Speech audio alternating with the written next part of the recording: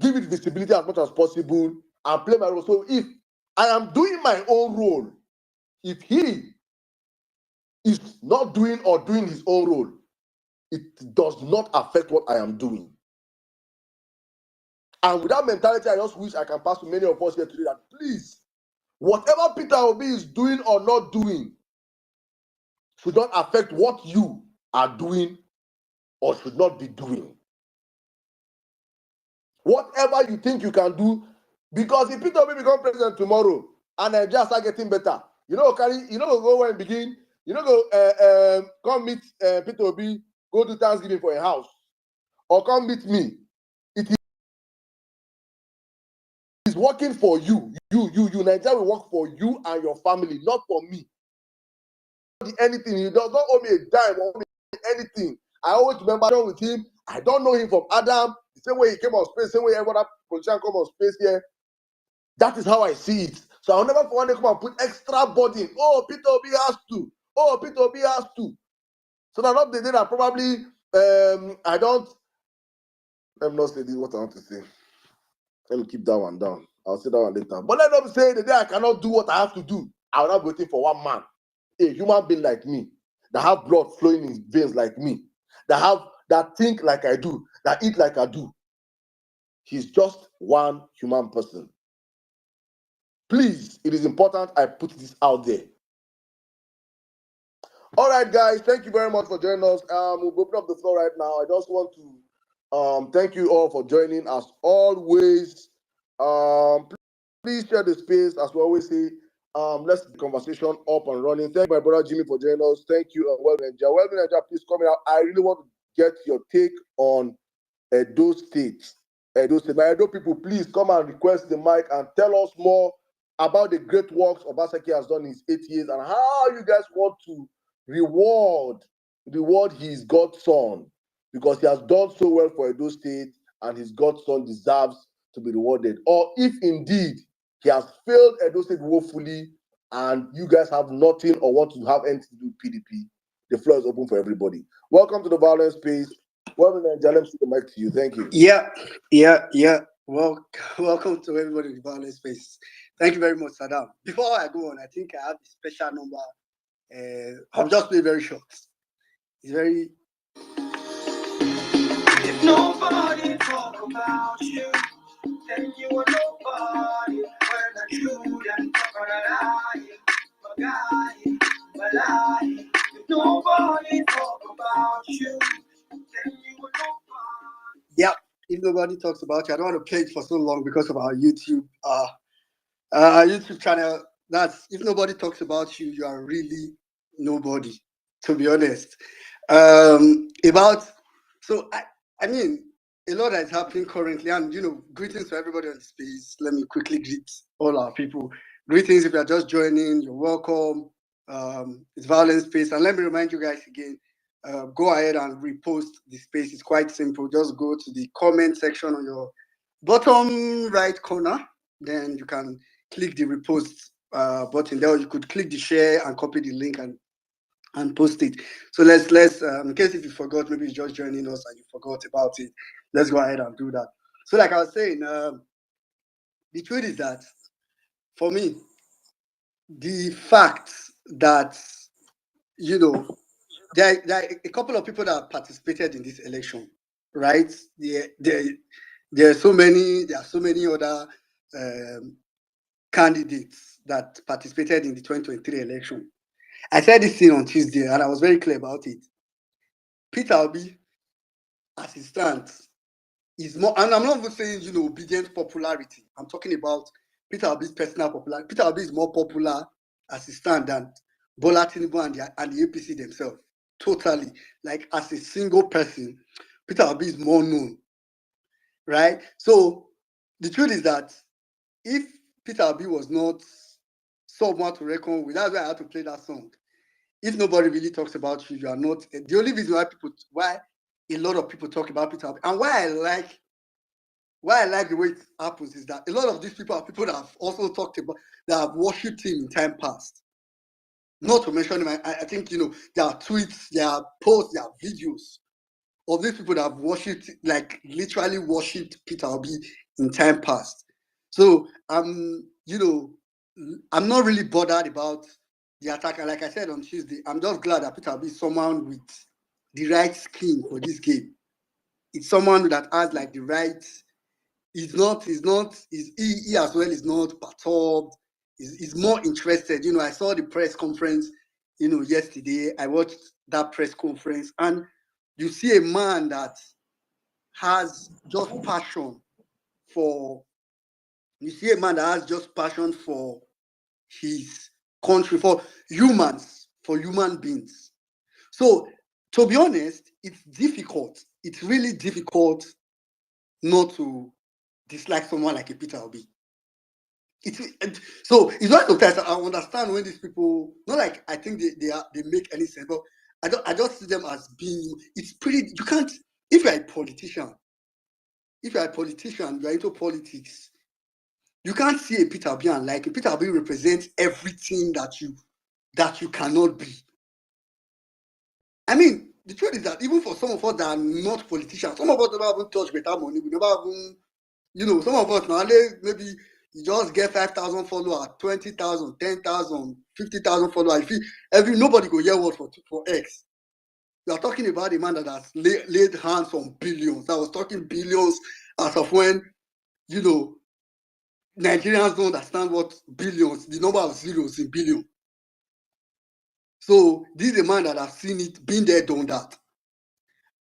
It's difficult to have, to be honest, and it's not, I mean, some people think I'm a little bit too hyped about Peter Obi.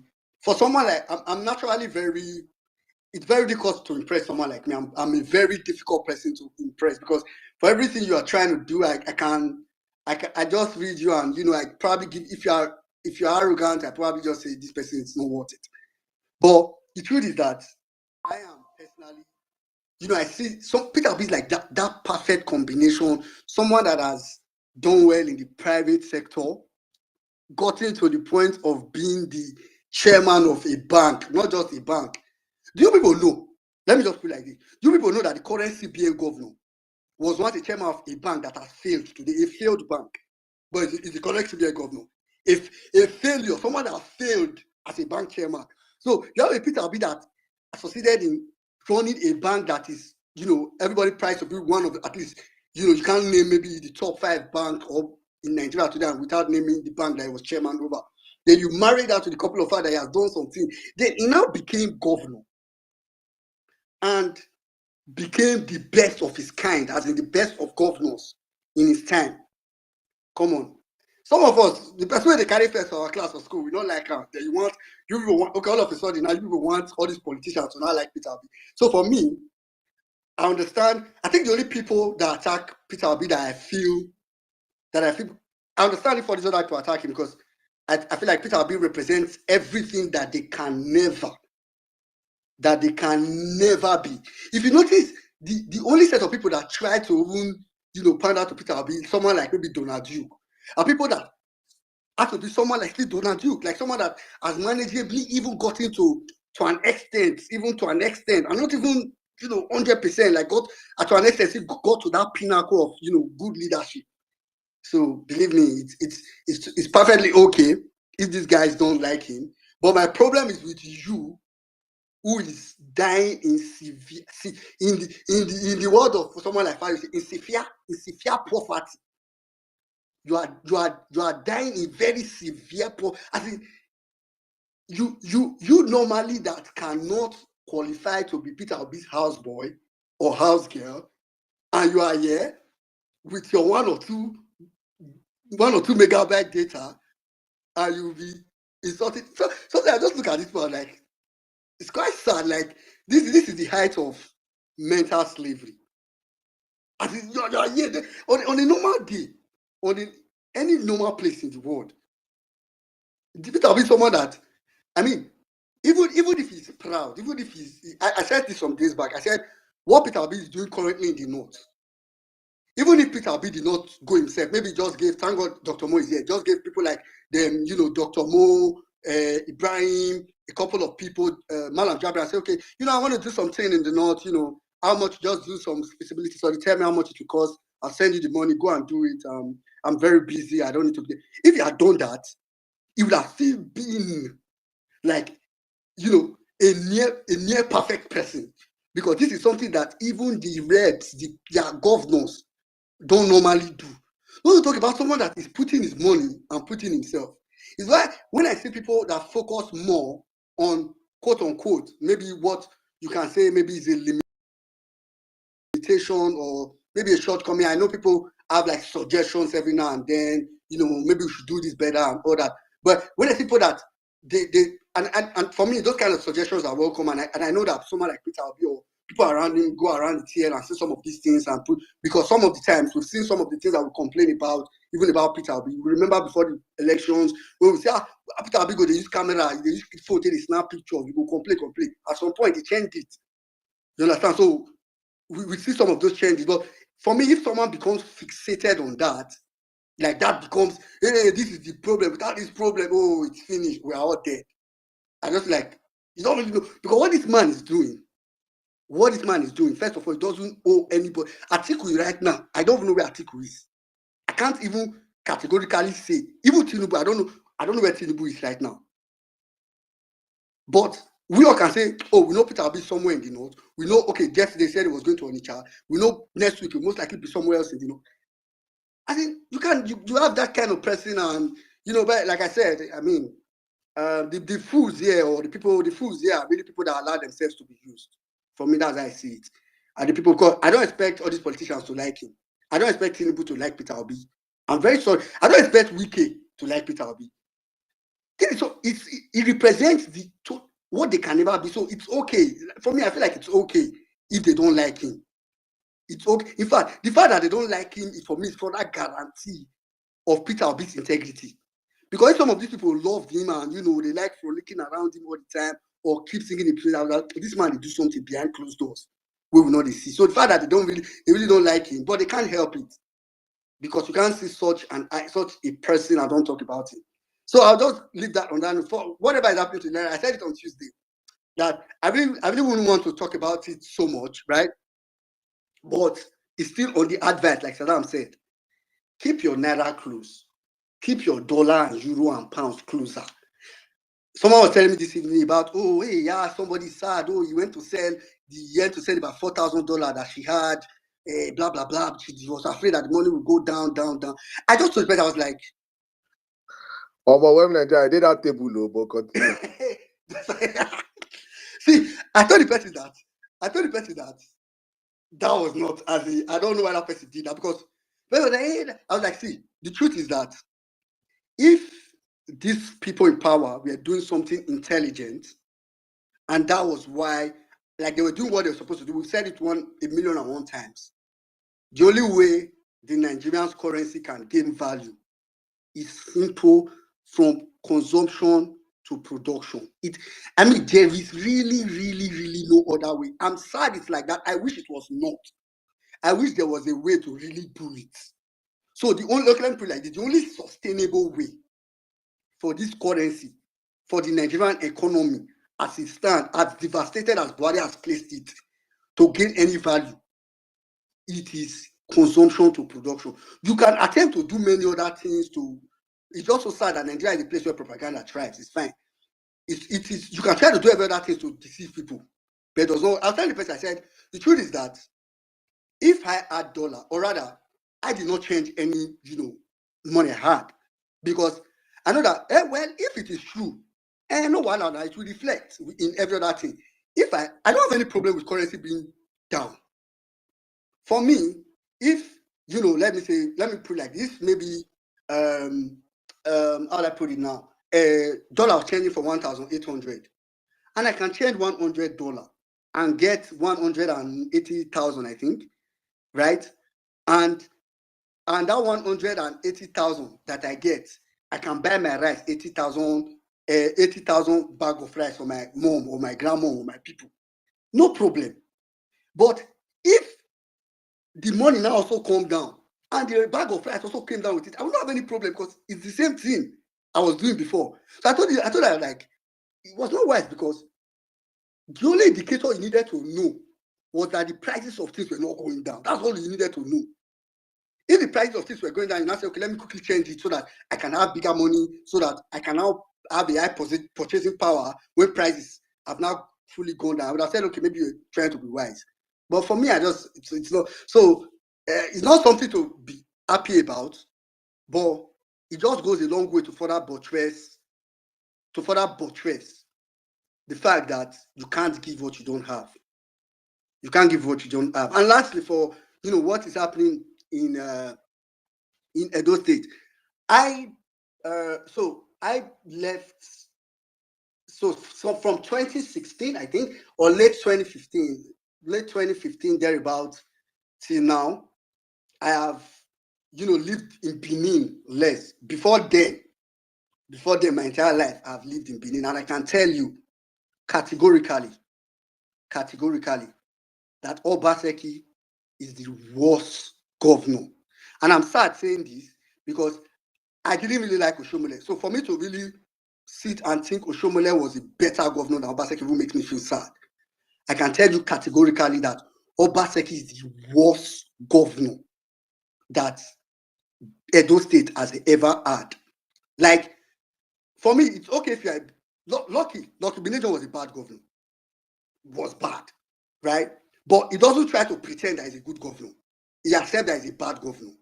And in that being a bad governor, he tries to, I think the problem we had with Lucky Benejo was that he assigns project, but because they've shared the money, because they've everybody, it's more like, I assign project to, let's say, RCC or Julius Berger, and they've had to give me my share. The contractor that they came through has collected the share. They then to feel like, well, we don't really need to do this. Then they just go ahead and do substandard or not even do it at all. So during the time of Lucky, what we had in Edo State is a lot of projects that you see signboard there that the project has been, especially road, that it has been, even in my area, there were places that were awarded, was never done, and nobody would chase them. So when Oshomole came, the first 2 years of Oshomole's governorship, Oshomole used it to do the things to, how let's say it now, to threaten the contractors that did not do their project during Lucky, and they were doing their project. A lot of Edo people did not understand this. So to a lot of Edo people, Oshomole was working, right? But they didn't really know that Oshomole was not spending any money. But what Oshomole presented to us was that, oh, because for this work I'm doing, Edo does not have any money again. So like he milked Edo dry, like the taxing, the Oshomole. It's one reason why, that's when I knew that this APC's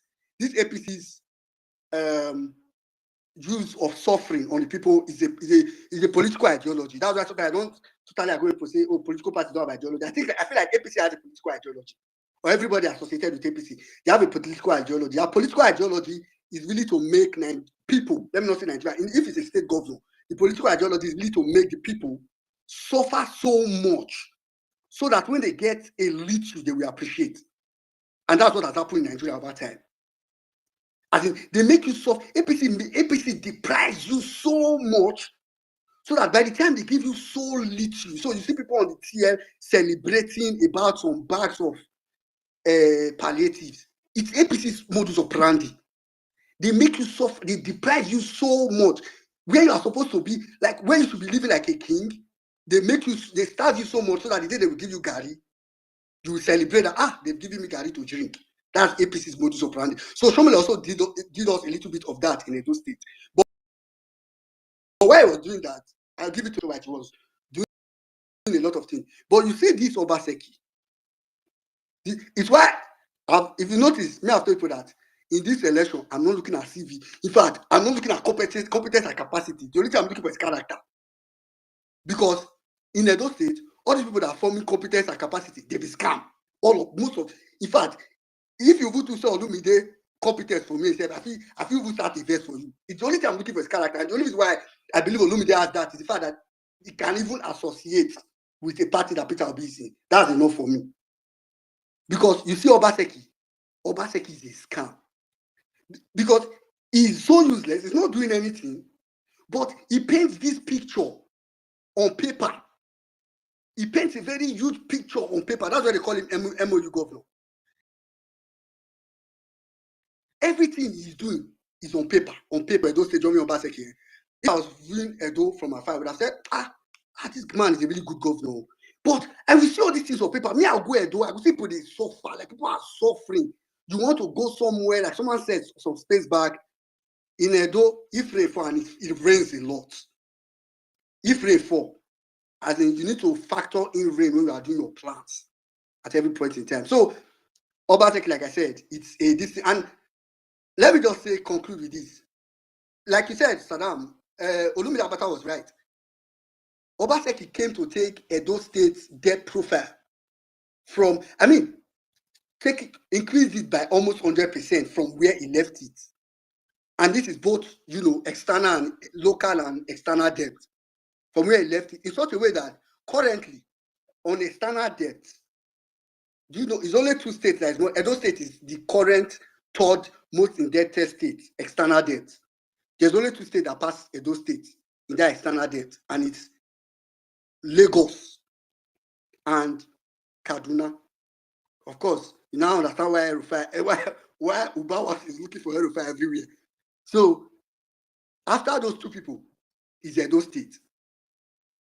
And you will take this debt, you will go to Edo State, you see, everything is now packaging. Let me just like very, very serious scam. So now the scam now invest me. I understand if you are a bad governor, you just act like just okay, I'm really bad. I don't try to pretend as if I'm a very good governor. But not going to popo me, not going to do like say, don't going to give me paperwork up and down. When in reality, you come and say, oh, you're giving health insurance. When in reality, there's no reasonable clinic where people can go and use that health insurance. Who they play? As in, you come and just do some paperwork in our friends. So I beg, Obaseki, I mean, and this coming from me that even follows on paper. Me, I follow a paperwork where I for nothing a scam now. The few times where I don't go there, I don't stay to see with my eyes. Not even few times. I mean, I've almost every year I've been sometimes 3-4 times. To see with my eyes how bad is this is what I've told, and it's what I've used to tell some of all these people. The best way, the worst way for you to want to sell a PDP candidate is through Obaseki. Obaseki is a total failure.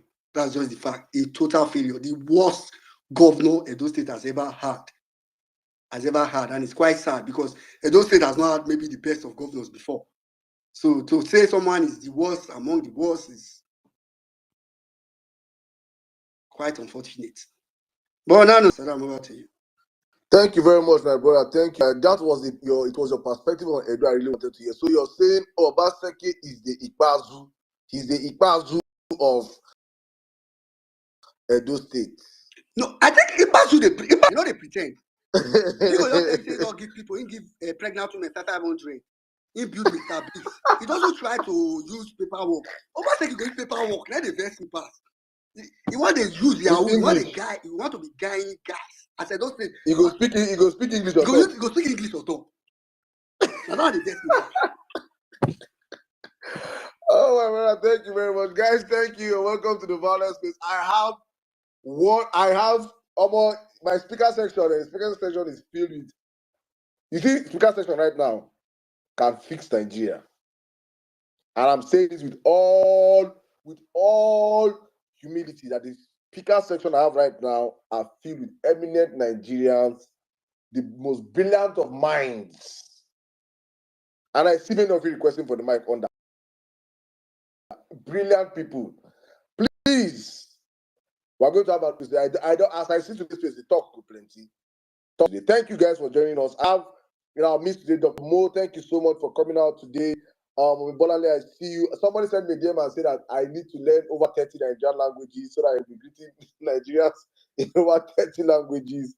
I don't know how possible that is, but I think we all understand English. So I say thank you all for coming out today on the VawulenceSpace. I see you all. Thank you, Mr. Oberry is back here. If you're on the VawulenceSpace last week Thursday, and you heard this man speak last week Thursday, please, if you are here, just let me have some emojis. Let me know that whether I was the only one, whether that rem is still only on my body.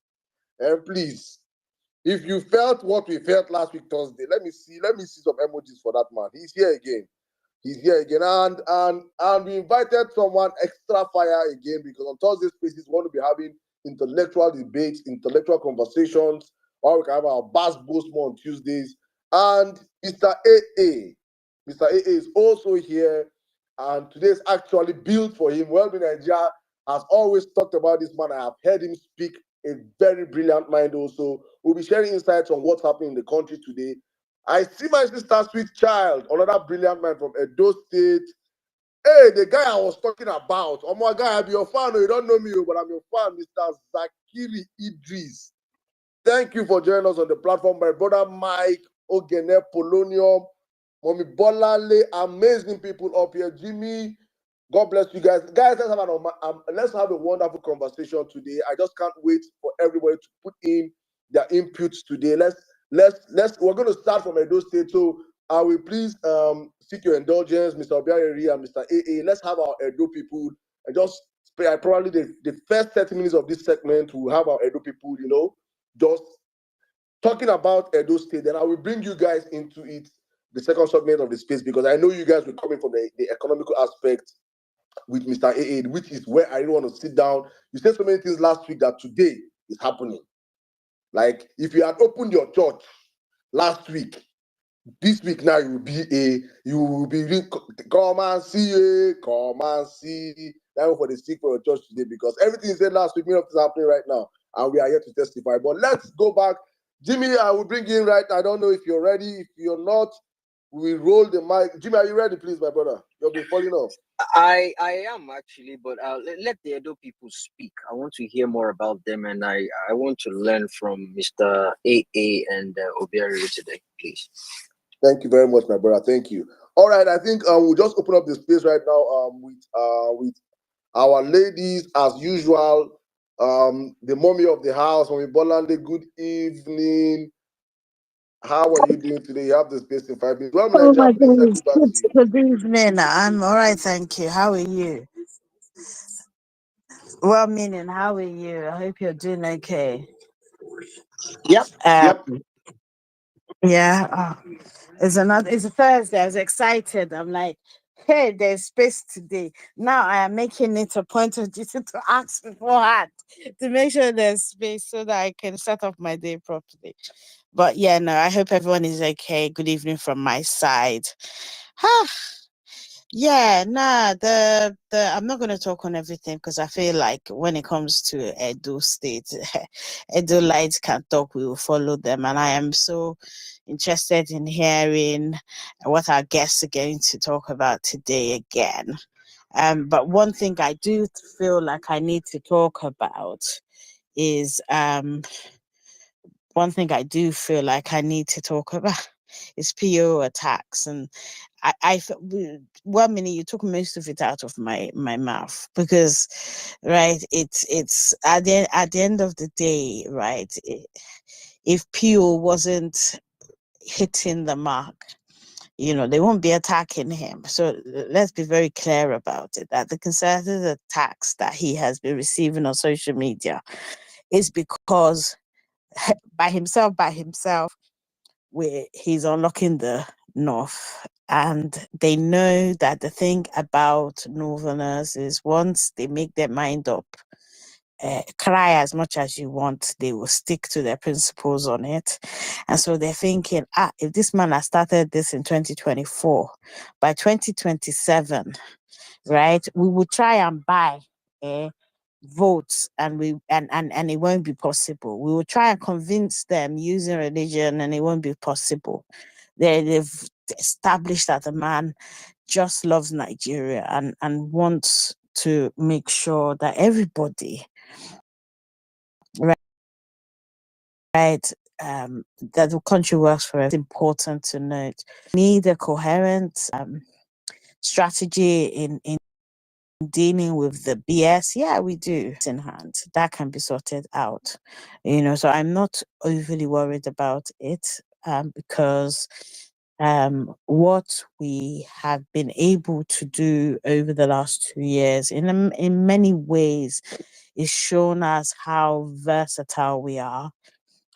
whilst yeah, we can be reactive at times, but sometimes, we do sit back and consider issues and then put something in place, which is always fantastic.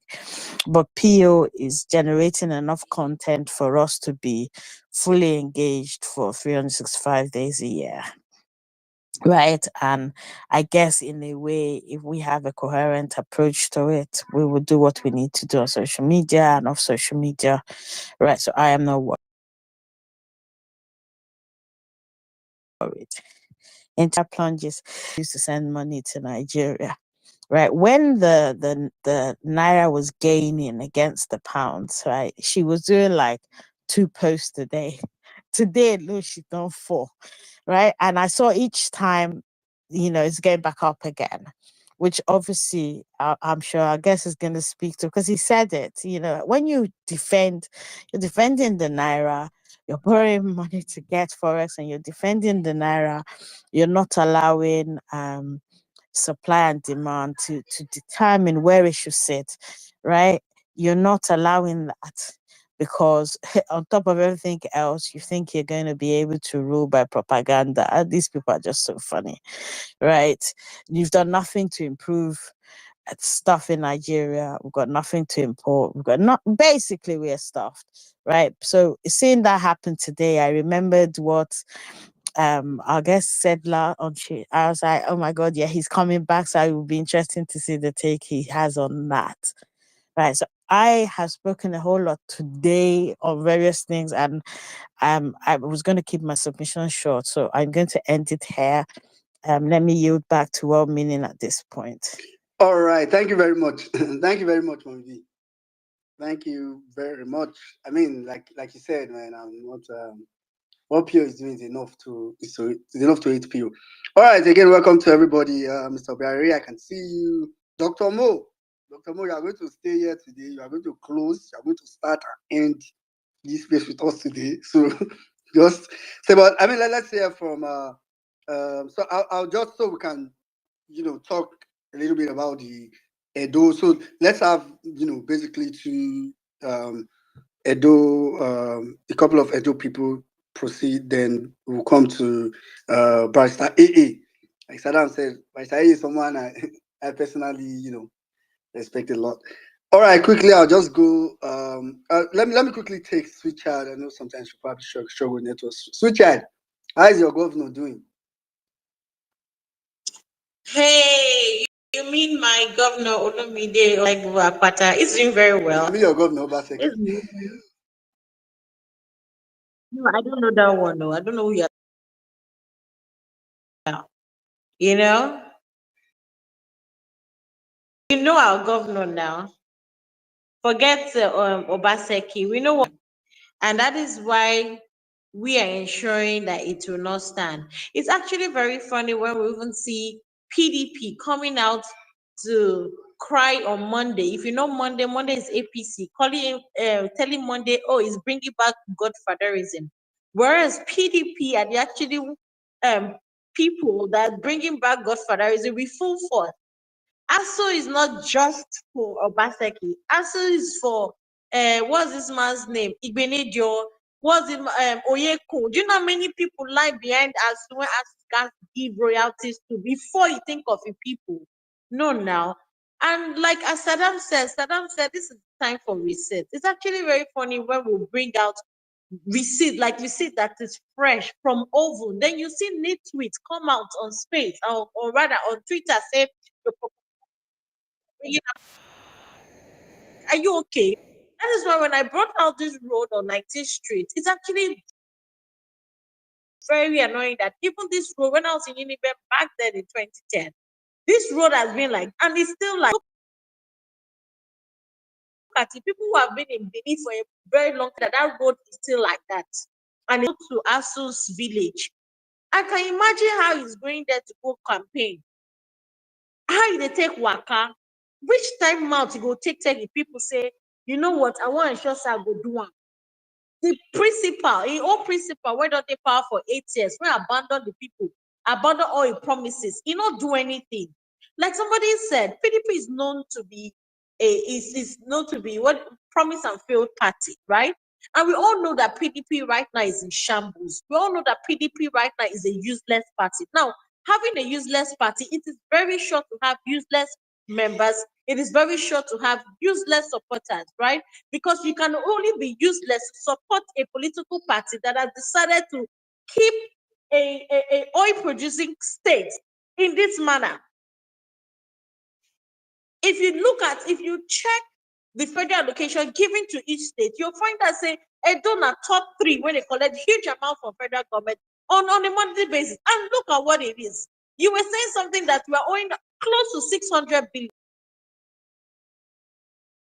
right? This 600 billion that we have collected, what does it tell me? Do they correspond with the infrastructure in Edo State? The health, the education, they match? They don't. And if we're coming out to speak truth, if we're coming out to say Edo State deserves something better, Edo State deserves a governor that does not have godfatherism. Edo State deserves someone that do not say that does not have someone that you say, oh, I need to pay this person royalty, I need to ensure before I start taking of the people. No. This man that is actually coming to the people of Edo State, a man that has nobody behind him. He has never been a politician.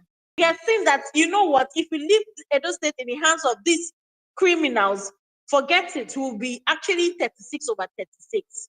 It's embarrassing now. Oil producing state will not get refinery. Oil producing state will not fulfill and say, you know what, we top probably top 5 for education. We don't near. Look at Abia State. Within 9 months, 9. It never reached 1 year. Look at the amazing things that they are doing. Does OT have 2 heads? Abi OT mama different from papa? And I don't understand. Is the OT different from the number? As in, whether now maybe the blood where OT gets now blue, the one where we get now red. That's why we do rubbish. Please, we need a governor that follows the footsteps of OT. And OT is a member of Labour Party, same as Olumide. We've given chances, a whole lot of chances to APC. We've given a whole lot of chances to PDP, right? It is time to give a new party, Labour Party, the chance to rule and show other states that, you know what, we are better, way better than other political parties. I would like to yield you. I would like to take a whole lot of our time here because I would like Zachary here, Idris, to actually really, like Saddam said, he saw a post of him. If I tell you how I fell in love with Idris, you'll not even believe it. I saw a post. I said, who be this guy? On a WhatsApp. I said, who is this guy? I go find him. You know what person they dissect information like that. Anyhow, Sha, is it that you don't like me? Talking, you like to enter. Why now? Why? All right, thank you very much. Thank you very much. Thank you very much, Richard. Yeah, can you hear me? I can hear you. I thought I was your babe. Like, make I finish now. I don't like this, so I'm angry.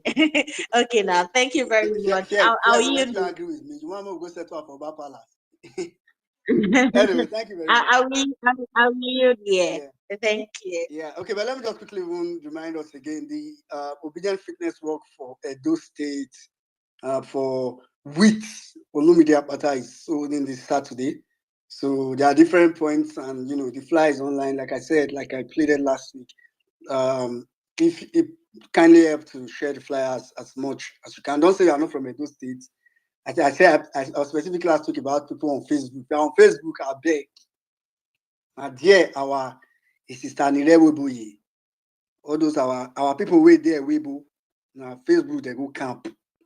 So please help us to share it on all those platforms. All right, I think I'll just quickly come to Zachary. We'll find a way to shuffle this to go around between the topics. So I'll quickly take let's on Edo State, then we'll come to, we still have Dr. Onemeka. Like someone said, they're giving him doctor now. Dr. Onemeka and our big brother AA, then Dr. Mo, who is today is a co-host of the space. I go interrupt you. No, they see a man for here. You went me. I go find you.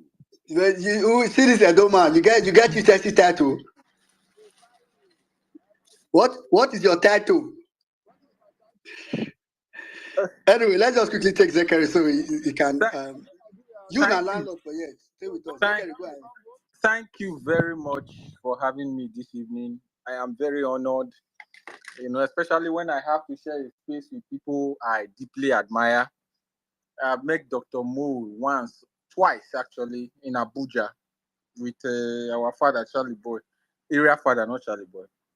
And then Obiariri is somebody I started following shortly, very recently, and he's doing a wonderful job, especially on Facebook Live. I follow him. Thank you for the opportunity to speak.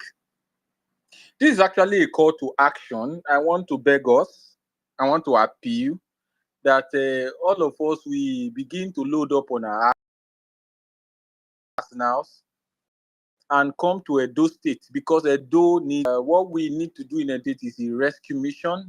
If an American citizen is kidnapped, even if it's in Niger Republic, the Americans will send the best of their forces to come rescue their citizen that has been kidnapped. Edo State has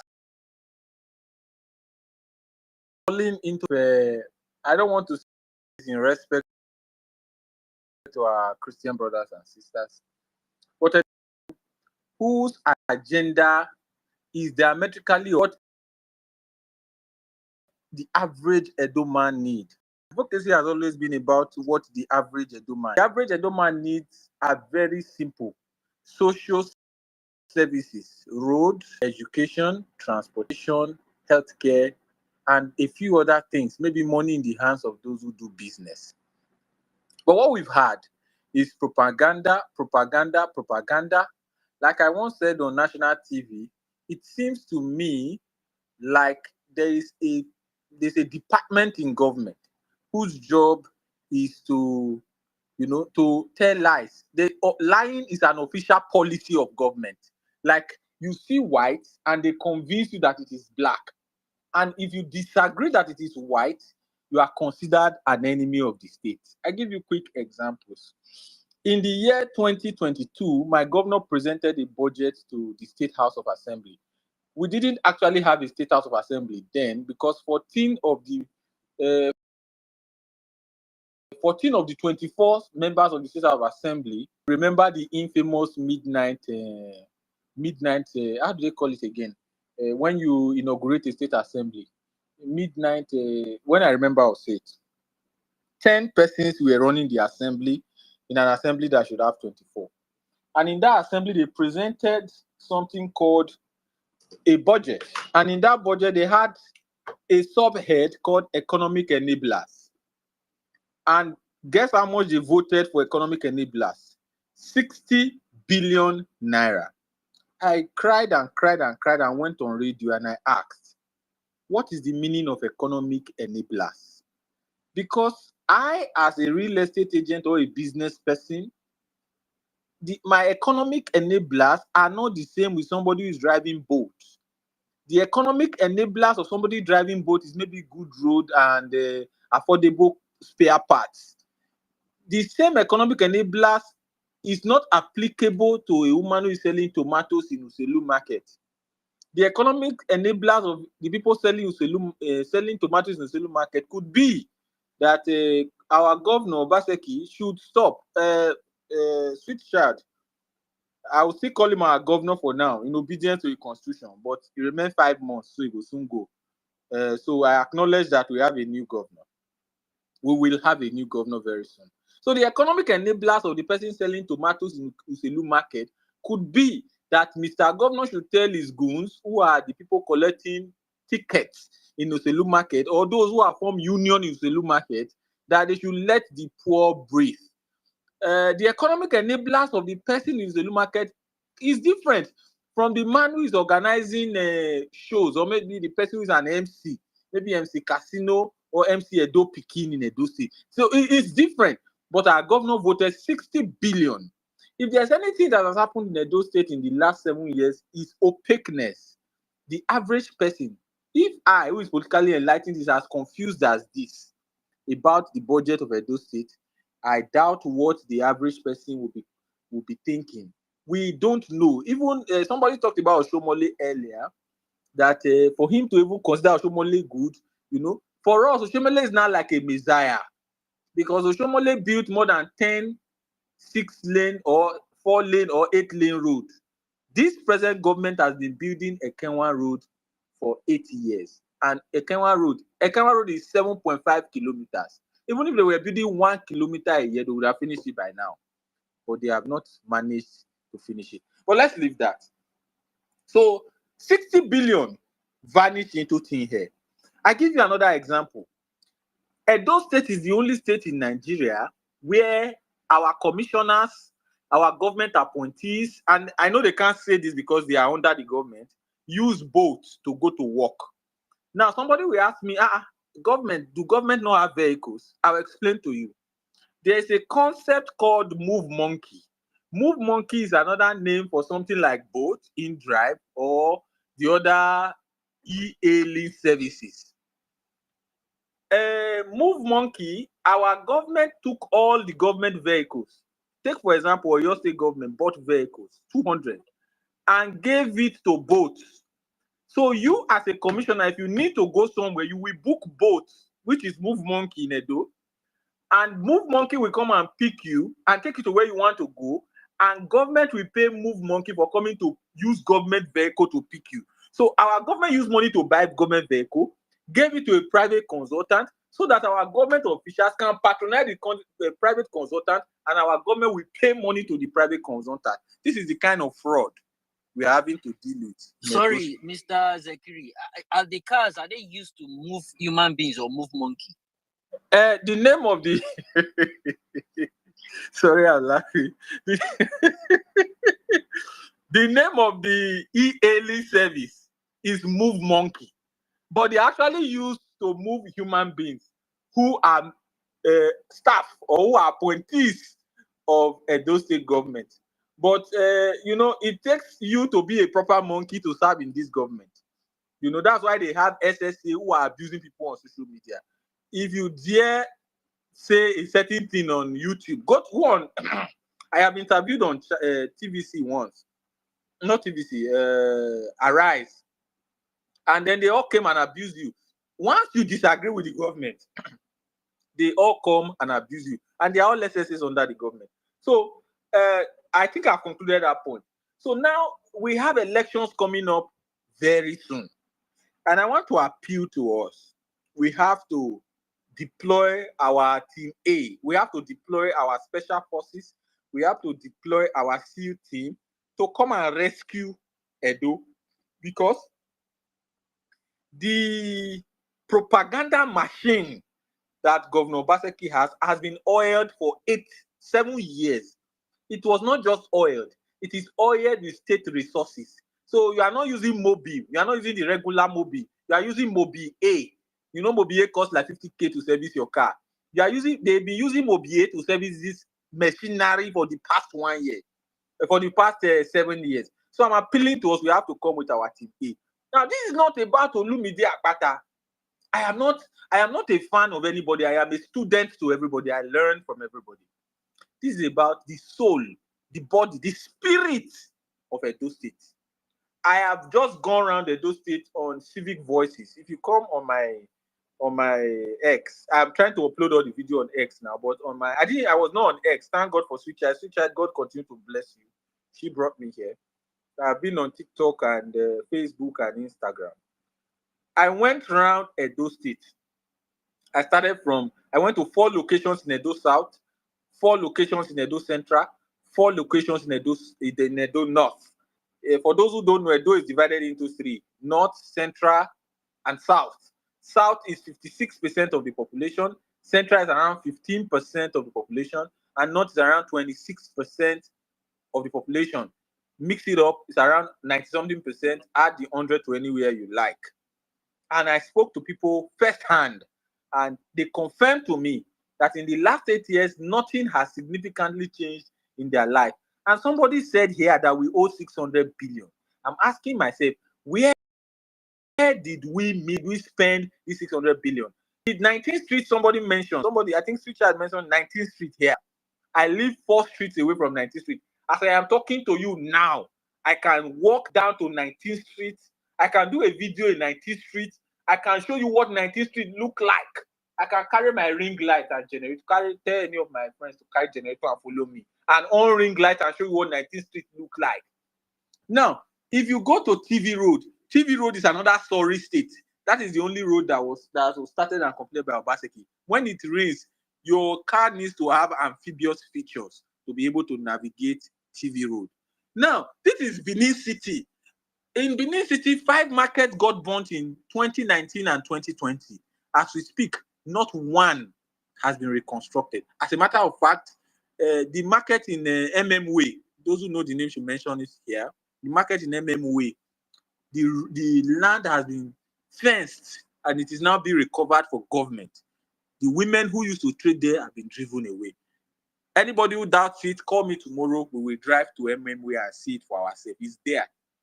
Human beings that are there. We are not talking social media.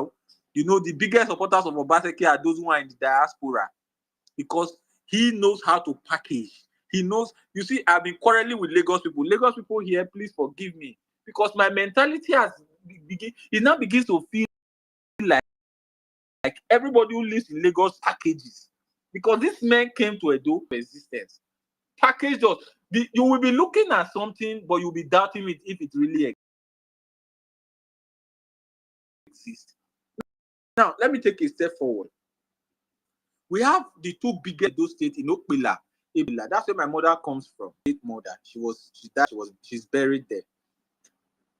The people of Okpila cannot even access basic water. They don't have to drink. When I say the biggest factories, Bua cement factory is there. Dangote cement factory is there. They pay the highest taxes in Edo State. The people of Okpila cannot even have water to drink. I was in Okpila in December. I was in Okpila just about 3 weeks ago. In Aochi is the second, arguably, for the people from Edo Central, due respect, arguably the second most developed place in Edo State after Benin City. I don't know if any of us here can compare Aochi to Warri, because Aochi is to Edo State as Warri is to Delta State, because Asaba is the capital. Warri is the second city. You have Ugeli, you have Obiaruku, you have Agbo, you have all the other places. Aochi cannot even compare to Agbo in terms of infrastructure. All right? So you come to Ekpoma. I was in Ekpoma. I was interviewing a bikeman, and the bikeman gathered me and they were angry. They said, look at the road you came from, because they thought I was from government. And they said, look at the road you come from. Does it make any sense that a road like this will pass through the middle of Edo State? What did my governor do? They put a signpost there to inform us that this is a federal road. It is state government everywhere fix federal road. I can go on and on and on, but this is not a place to write the book of lamentations from the beginning. I have only come here for a call to action. I have only come here with an SOS. Save our soul. Deploy the best you have to come to Edo State. What they don't know, we will tell them. I am on ground. They can't touch me. You know, they drove one of our sisters, who is also very obedient, the one who did the video on 19th Street. She's my good friend, Mama P. They ran out of town recently. Mama P ran out of Edo State. I think Mama P was not in Edo State for almost 2 months. After they offered that money, she refused. They drove her out of town. You know, they wanted to arrest her. They can't touch me, you know, because me, I'm like, there's this animal that has fangs on the back. That's how it is. You can't really touch me. I am here. I will take you to where you want to go to. And my fight in this election is not out of too much love for Olumide Akpata, but it's out of hatred, disgust for the 7 years of retrogression. Like I like to say it, we have been moonwalking. If you know Michael Jackson very well, he will be going backward, but it seems like he's going forward. That's moonwalking. We have been moonwalking in the last 7 years. Thank you very much for the opportunity. I am very honored to be here. Thank you. Thank you very much, Zekeri. That was just what you attended Uniben. Yes, I attended the University of Benin, studied industrial mathematics. Yeah, I actually think I know you in person, but that's fine. Well done. That's like. I beg, just 1 minute, guys. Please follow this our brother. I don't know if you were blessed by his submission, but please follow him massively. You know, he's new on these Twitter streets, and voices like his needs to be amplified very, very well. Please follow him massively. Let us build his account for him up here. Thank you very much. And guys, please retweet the space, share the space. We are close to, I don't know how many on the platform, but our numbers in the retweet is low. Let's get our retweet buttons up and let's get our people into the building. Thank you very much. But please, guys, I see you guys requesting for the mic. My people, they request for the mic. I will bring Guna up. Please, let's just try and clear the space for other people to come up. We'll be doing Edo State now. Subsequently, from the next top of the hour, we'll be bringing in Dr. Mo is going to be telling us things from the PO's angle, insight stuff from the PO angle. Mr. Barry and Mr. AA will be sharing more insights on the economy on the platform today. Mike, calm down. You're coming up soon. All right, welcome, Nigeria. Back to you. Thank you. Yeah. I was actually going to go to Mike. Mike, why did you run away from the mic? This is very unfortunate. But all right, quickly, I'll just take. I think Organ FAG. I don't know, but I'm sure maybe Organ FAG just want to make some comments. Organ FAG. Okay, so I thought we were talking about Edo election because mine is just general. On the economy. Your submission is more like generic here. It's a general submission, not related to the Edo. Go on. Okay, just go ahead so we can. Okay, so good evening, everyone. The truth is that I'm really sad about the obedient movement and the obedient in general. I'm really embarrassed. The truth is, at this point in time, a lot is happening in the country, and I thought that, okay, some people expect that, we move out, march, and do some certain thing. But me, I wasn't expecting that, because the fact is that what should we even move out to march against? There's so much happening. Is it bad economy? Is it kidnapping? Is it killing? How many should we move out to march? And if we move out to march, who is going to handle all these things? It's still these incompetent people. So it's just about them setting up committees and doing nonsense. So, but I had hopes. My hopes were high. But unfortunately, it's as if we are waking up on the wrong side of the bed. And I was really sad that someone came out to say, show me a school that Peter Obi built, and we are going to look for evidence. At this point of our life, we are going to look for evidence of what Peter Obi no build any school. Peter Obi no build any school. Peter Obi is a drug dealer. We want him. I can't believe we are looking for evidence at this point. To me, if Peter Obi is coming out for presidency 2027, if he comes out to campaign, I will not be happy. There are some things that we should leave behind. There are some things that we should have left behind. This is not coming to prove who Peter Obi is, who Peter Obi is not. Everybody know where they're there. So the way where we are waking up to, I'm not enjoying it. And I don't like what we're still trying to prove as if Peter Obi is a good man. Or no. We've done that level. We've gone past that level. I don't know what is really happening, and I'm not happy at what is happening. That we're still trying to sing Peter Obi's praises. We've done that one back. And even this 2027, the truth is that why I even talk about 2027, I'm glad that we're not really affected by that, the mentioning of 2027 again. I'm glad that we're aligning our thoughts to it. But it's not like we're going to win an election. We've done that already. It's just that the constitution states we're still a democratic state. And democratically, we have to in the next 4 years. So it's not like we're preparing to go and win one. We have done that already. The mindset should be what is coming up next. That should be the mindset. I don't know if, but the way I'm seeing it, the way we are waking up is as if we want to go and do another campaign or something. The mindset should be what is coming up next. That is why I want to ask everyone here. So I know it's not possible, but if $1 equals 1 naira today, does that make everything right? We're talking as if we're going back and forth. The naira increase, the decrease, we're exchanging word. 1 minute will be quiet, 1 minute. Let me round up. 1 minute we're quiet, 1 minute we're shouting, oh, the naira. If the naira equals 1 naira to $1 today, does that make everything right? So it's like we're waking up on the wrong side of the bed. We should not. This is not time to prove Peter Obi right or prove Peter Obi wrong. This is the time for us. The main fact is that our voices were shut down, and we should go and discover if what they said was true. something happened. Let's one. Thankfully, if anything happens, Peter Obi will not say, let's wait for court. So if we are going to that 2027, we should go with the mindset of what is to come next. That is why I say February 25th, October 20, or whatever, when was the court case, we should shout aloud and celebrate this man.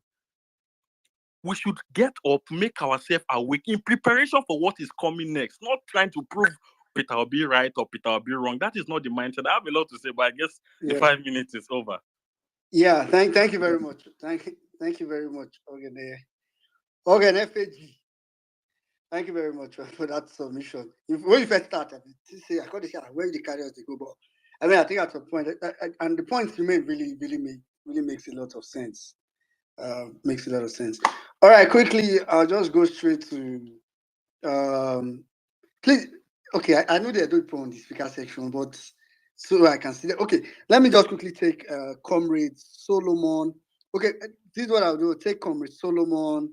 Sorry, Comrade Solomon. Wait, see Mike, don't come. Mike, you have the mic. No coming now. Me where already they gather signature to impeach you from VawulenceSpace co-host session. Oh yeah, now gather the signature. You just say I get time. You don't now we won't call the gag for here. Now here we go begin to test our political power here. Oh, you forgetting I'm Mr. Because for today. You never gather signature finish with the make marks. All right, go ahead, Mike. Okay. See, 1 minute. And I told if I follow you today and you no follow back, I will never follow you again. You don't hear me? All of you where they follow people. When person follow about, I can't go from back here like switch side here. Now I can't go and follow person like Miss Pairs. I go begin call all of them out. Me now, whether I will block you, I will block you because the way you people think for this street, we don't know everybody address. Wait, See, why we say Edo people would have blocked the hot? I want to know whether I'll go. You, Saddam, you have to verify your identity. You are an Edo man. You are an Edo. No, I told you this before because the way you say it as it is, you know, say na Asaba, you know, too far from Anambra. When we wanted to cross, it's called Aisaba. Now, one minute they here. We have to verify, authenticate your identity, Saddam. You are a Binima. You just hide. You must come out with your full chest. You must come out and tell us. So make I just continue. You see this Obaseki matter, ba? See, the man don't stand any chance to bring anybody to come govern Edo State. We have turned the political table. We don't see now. They inside that place where the kitchen day. Now they determine waiting they go cook for that place now. So they need to understand this. And all these PDP F students, when we say now only copy, neither they take pass. And they tell you now, obedience. And you there, they hear me. Make una they cover on our works. Make una they cover on our works. You know, say they know they read. Their brain know they work. Small time, never don't take light for their brain. Small time, never don't take light for their brain. They know they read, they know sabi anything. All of them, you see, if they no copy, if they no sort lecturer, they no go pass. Just small work where we want to do. Just small work. They don't go carry Labour Party logo, go join their own what they want to do. You see, this is also a Godalo. This is not the third sin where this man don't sin against me as an Edo man. First, they never even give a ticket. If you get a $10. For that space, you know, yet Tio come up, they begin testing and say, he won't bet $5,000. Tio, he won't bet $5,000. Ask Tio what they do to end dollar. Ask him which work they do to end dollar. But he won't bet $5,000 with somebody on this space. And later they call smuggle as well come the space. See, my people, we know how this game they go. The second sin, when you sin, now to begin divide the obedient movement. You begin to enter our places. Come begin to convert us like say na the one where we they wait for that. Who give them the right? You don't call poison the minds of innocent Edolites just because of political power, because of 4 years. The 4 years, the 8 years, I mean the 16 years. Well, I don't even know how many. Okay, Obaseki 4 + 4, now 8. I mean, Ojomole, he did. Okay, you see this man. For him now, he won't do a Milocom because he don't dey around the corridor of power for Edo. So now he know it say he know how things they work. So he want to come now. The office they hungry him now to become governor because to become governor in Edo State he's so cheap. Abi, he will never smell that seat. He will never smell that seed. And we must make it, we must resolve that he will never smell that seed. Osadebe Avenue is not going to be by a political compensation. The third sin where he's seen after they hobnob with these godfathers. We don't pillage, we don't steal, they don't dry. They won't make our money, they want to share our don't budget for Abuja. Can you imagine? And I can't see. See, you see, every single time go they start saying be chairman of the board, be chairman of the. Now chairman of the board they run shows for company. When small directors they go and go strike this, they bring this come. Chairman just sit down. Every small thing I be chairman of Starling Bank, I be chairman of this, I be chairman of that. Chairman, see, as far as I'm concerned, this is a Edo election. This is a Edo election. Everybody gets stake for this Edo election. As far as you see, if you believe in the obedient ideology, if you subscribe to it, if you embrace the core value that makes us who we are, you not go sit on the fence. And if you attempt to sit on the fence, that your trouser, that your skirt, it go tear, that your nash, it go they pay you. You must take it. You must stand for something. Put the body, put the money. The work they come, the fitness work they come on Saturday. Let us publicize it. For all those people where they shout, say, oh, don't build anything. Say, I don't want to, see, not be, you know, you don't go they argue with somebody where no get sense. My people, as I did here like this, I don't already make up my mind. And my people don't already make up their mind. Not be only then they grassroots. As they campaign, and so with the campaign. When many are they here say don't mute your voice. You know, say exactly. I don't tell you what I go do to you already. So no come to back channel to apologize because me I know say many of us don't feel like you for this violence space. All right. I don't like you too. I won't follow you now. If you don't follow back, I will block you. Oh yeah, I don't follow you, man. It's like this follow you, they pay for this. I don't use my mic. We don't get that money for it. They follow you.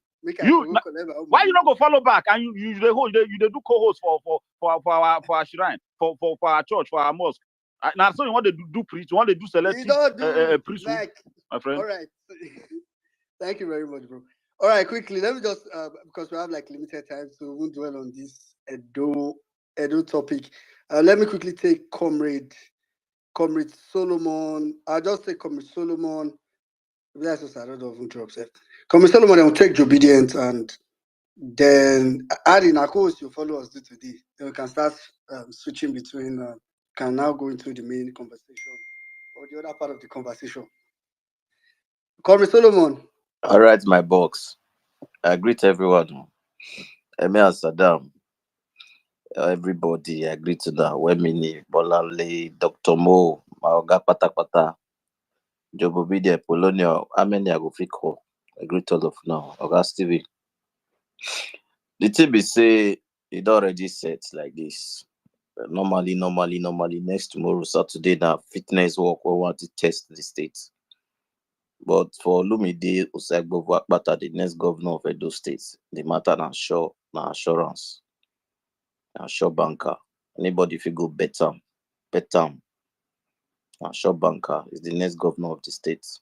It shall not be so come talk bass for line, but the next governor of the state, I feel assure you. As far as the campaign is concerned, like this, committees that already they set them up.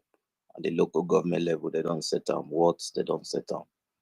Some self don't they start their activities, for the small campaigns. So for the local government campaign, as far as my ward is concerned, we are noticed. My local government, we are noticed where they do my politics. Now maybe the director of Obedient and the support groups when we say the support to Lumide Osagbo Akpata. So for our distinguished members here when we say they obedient, the diaspora, the day of your notice when we say the one maybe say they have faced the show for this particular campaign that is in physical now on ground. If you follow me, I will follow them back. Go harmonize because this matter not be to just they do and we need to coordinate the matter where we need to really coordinate and make sure say when we hit out, when we release they will feel them. So now the matter be that so that at least go be says things not they go down well because now when we gather work where we'll still gather enjoy the benefit when we come. Because for this election, they say waiting and they always tell many people, not be by a matter of political party or agenda. Make we first save the states. Make we save the states. If we don't save the state, we'll frequently they talk about agenda or one or two things. I see PDP, what do you call them, state campaign list today. People went food there now. Now people went be say they don't dey power, they don't dey there. I write for their normal general platform, but not be PDP, their normal general platform. I write there. Why be say now no they see youth when they want until they do things, now they put there for list. Make the youth say that they shame. The youth they know they show for their list. Now so people when be say they don't already dey position. PDP youth now they forbid to dey list of states when we say as in they shame. And the shame. Thank God for Labour Party. Now only Labour Party will be say, if you be youth, say you get mount, then no say you get mount. You go there for people where you follow other people chop food. Not be lie. Provided me you just get mount, make your way this straightforward. Mona come will deliver the states. This will not be matter of party. Mona come. Let's deliver those states. Let's deliver those things before we talk about agenda, before we talk about equity, fairness, and justice. Let's deliver the state. As Oga Webini talk, say this will not be matter of competence. Say who get good character. Even the old lawyers, they don't talk now. Say Olumide na save them. What did they enjoy? See, what did they enjoy? Since Olumide come on now, Olumide na cause am. Now made they enjoy that thing. Whether na stamp, where they say that the people many things. He reformed the system. Go ask question. So I'm not even surprised because most of these people, they don't. Most of them, some of them, me and they don't pally one-on-one. They say they know. Say now, Olumide go fit save the state. Like go fit work. That's one way they call agenda. Olumide will still deliver for them. He go work for everywhere. He go touch all ground. So now that one just make a choke mad put. Agree to All the right. house. Thank you very much, Comrade Solomon. I like the way you put your own. Clear. Your face shine, your shoes show, your teeth white. All right. Okay, quickly, let me quickly take, I'm trying to rush up so we can go over to the other section of the conversation with Mr. Nemeka, AA, and even get Dr. Mo, our co-host today, to just give us some tips on or updates on what's happening. Quickly, I'll just take Joe Obedient. Okay, I think Usara is back now. So after Joe Obedient, we'll just quickly take Usara, then we'll come to Dr. Mo and Mr. Nemeka and AA. Joe Obedient, Alpha. My brother, I your governor. The movement, they move well. Edo 2023 is supposed to be one full space for VawulenceSpace. More just a look at the Gosha because no distractions. We go see on them next. We can't avoid this year. We can't avoid. Because guys, let me say this. I want to say this specifically for Edo obedience that are caught between whether to support Akpata or not. The ones who don't support are they happy with now? For those who see they caught in between, let me explain to you what it means. What it means is that if Akpata wins this election, you stand a chance to be a local government chairman if you run, a ward chairman if you run, House of Assembly member if you run, Senate if you run between now and 2027. You remember how the last local government election went? Honorable Solomon, you bear me witness how them do now, how they robbed and rigged out. It happened because you have tyrants in power. You have a party that doesn't care about the rule of law. You have a governor that doesn't care. All he wants is to win an election. So it is the first thing. If you like, you be Labour Party member, we know the support Akpata, or you be obedient, we know the support Akpata. Just know this and know peace. If you decide not to support any other party and you want to sit down during these elections, 2027 campaign for Peter Obi will be made more difficult for you if Akpata is not in power in Edo State. I will hope for a situation where in 2027, I go look at those states, say no need, might just rest, might go campaign for my state of origin, Delta State. Edo State should be a walkover by 2027, and you are a hindrance to that process. As per Obaseki, let me play something from his godfather. For his re-election campaign. So what was he doing for all of 4 years? He thought that where he didn't construct a road, he said, I have visited the 1 and the 2 wards in the course of this campaign, and I have discovered that there are no roads. For me, nothing can be more accurate. That the governor did not discover there are no roads across the 1 and the 2 wards until he went for his re-election campaign.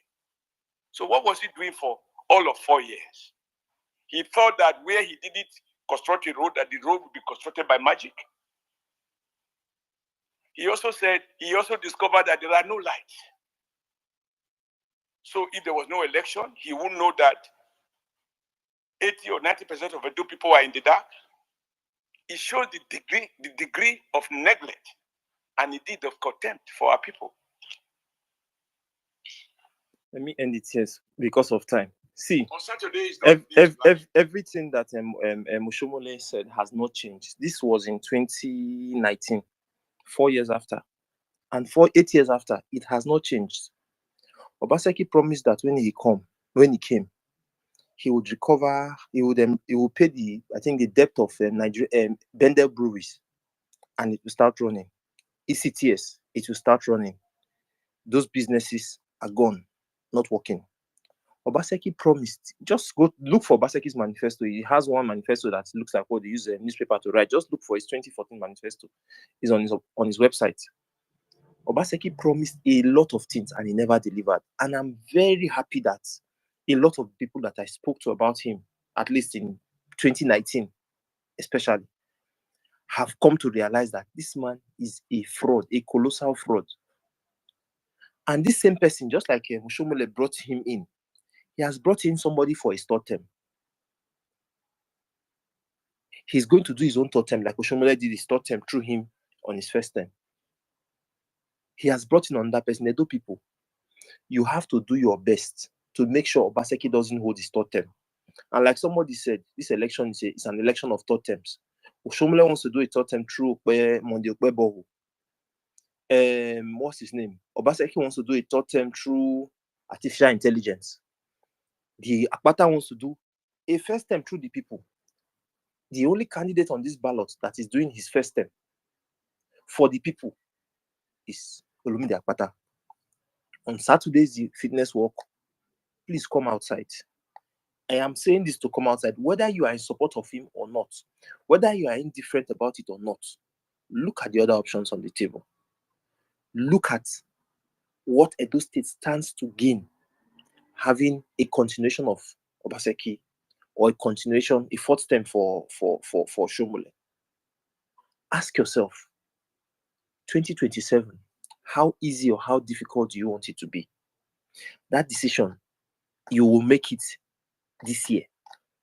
We should get another state this year for LP and get more states.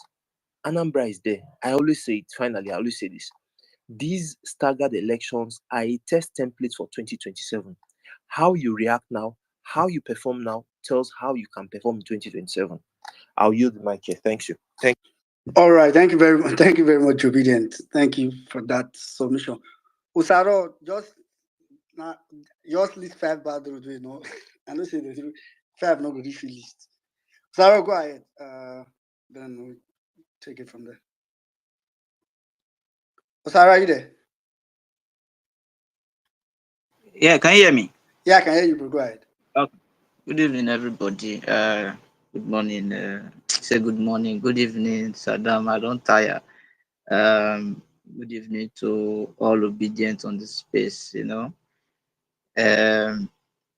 I come to space, I see say people see they speak English. Just they laugh.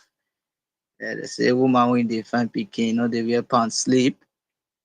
And the situation we dey for Edo State now, if you see they speak English, it be like say we not get challenge or the state they okay. The states, the situation of the state don't pass. Be careful. As we talk, Obaseki PDP score. One thing when una go know for this space will be say, not be only PDP scorecard Obaseki name dey o. Obaseki name still dey APC scorecard because the first term na under APC. You understand? Now when in with Oshomole get issue, now you can take hijack and buy the structure of PDP in a way when they take give them the ticket, because the agreement when they get for that 2020 was okay. See the side when you will control and see the side when you know go still cross. You understand? That's why you see say we can't get legacy PDP, which is the Dan Obi faction. So the way when PDP did now for those states, Obaseki really crush the old PDP, the landlords of the PDP members when done this since 1999, when even build the party. That is why for Benin now is the Ogbonwan Yese one of Benin Kingdom. The most ungrateful personality you can ever find is Godwin Nogegase Obaseki. He fights everybody. You not get they fight to the extent say even the great palace. Now you can say now that one I can't touch everybody. Say waiting. Oh well, here twagbe. Don't pass. Be careful. I say this, without minding words. There are some lines you do not cross, especially in Benin. And that is why, for me, it's a personal fight. Anybody when put hand now Oyomba and he go collect. That is the truth. I'm a traditional matron true. I'm not the shame to talk. You understand? Though people naturally they are cultural people. And for Obaseki to focus on good governance as a technocrat that it's called. I don't speak English now. Obaseki, for you to work for Edo people, you will be technocrat. As in, we get this high hope and expectation from you. You understand? Because it was not from the usual class. It was this different class that we thought he could be or is going to be.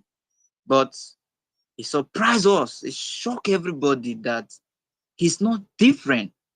And for me, going into this election, gentlemen are not there. That is just the honest truth. Because currently, if you see now that they really do not have, they say Peking will pass.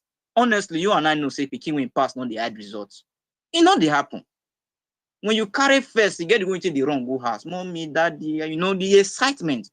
If you see carry second, the excitement. But when you carry Okbu, my God, when you carry Okbu, you get the way your wakano is always straight. They could carry one kind.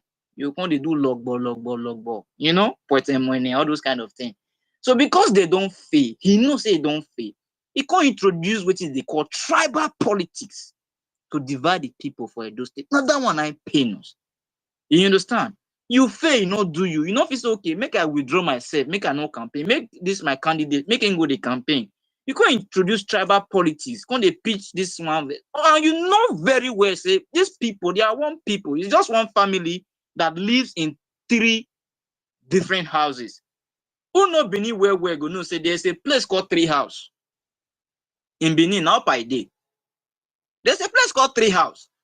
So because we can't live for this 3 house, okay, this one, everybody get a bunkyard. See my bunkyard here, see this my bunkyard here, see my brother bunkyard here. It can't mean say we'll be different people. We are not different. And if they talk of, this your tribal politics when they do, let me shock you. The chicken or the hen that laid the golden egg. Now, Oriomo, these are the oil producing areas in Edo State. Oriomo, Ikubaka, the obvious. And these people never come out one day say, oh, marginalization.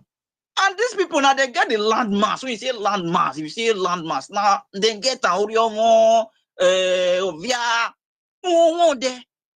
And they get them. You have neglected these people and focused on people. They think say even focus on the city. Let me even shock you. I'm from the city. I was born and raised in Oredo. That's where my mom is from. A lot of people don't know that my dad is not even from Oredo. My dad is from Mwonde. But I was born and raised here. My mom is from Oredo. In that Oredo, there are some ward, especially the ward that I'm from, Ward 2. There are some villages that I will call for you, or communities that will call for you. You have never heard of it. If you go to that places, they don't have primary healthcare center. And the few ones that they have are all dilapidated. They don't have good road network. It's so bad and terrible. This same Oredo called Benin City, electricity never reached some side.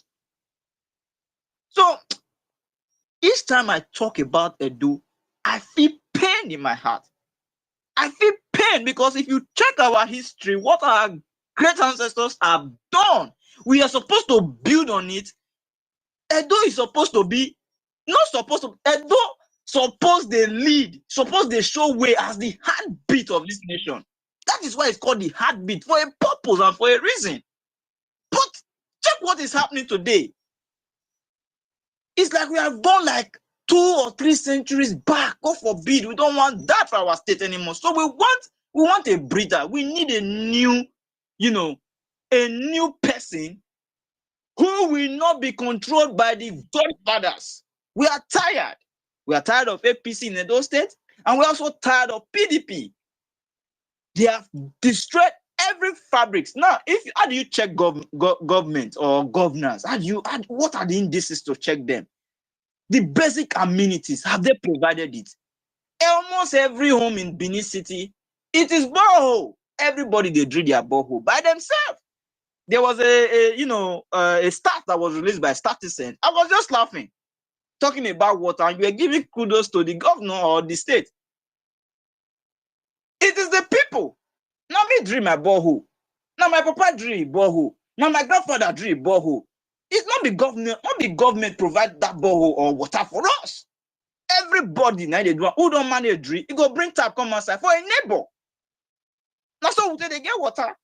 They don't keep water poured. For almost how many years now?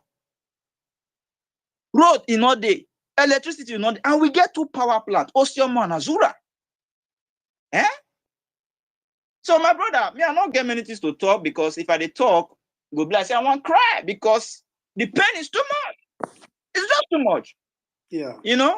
So I go want submit here, and I go say whether they like them or not. Obedience, are still together in Edo State. Not be everybody when you say my father or when you say Lord, now one really go heaven. Some people they will be saying one they call obedient.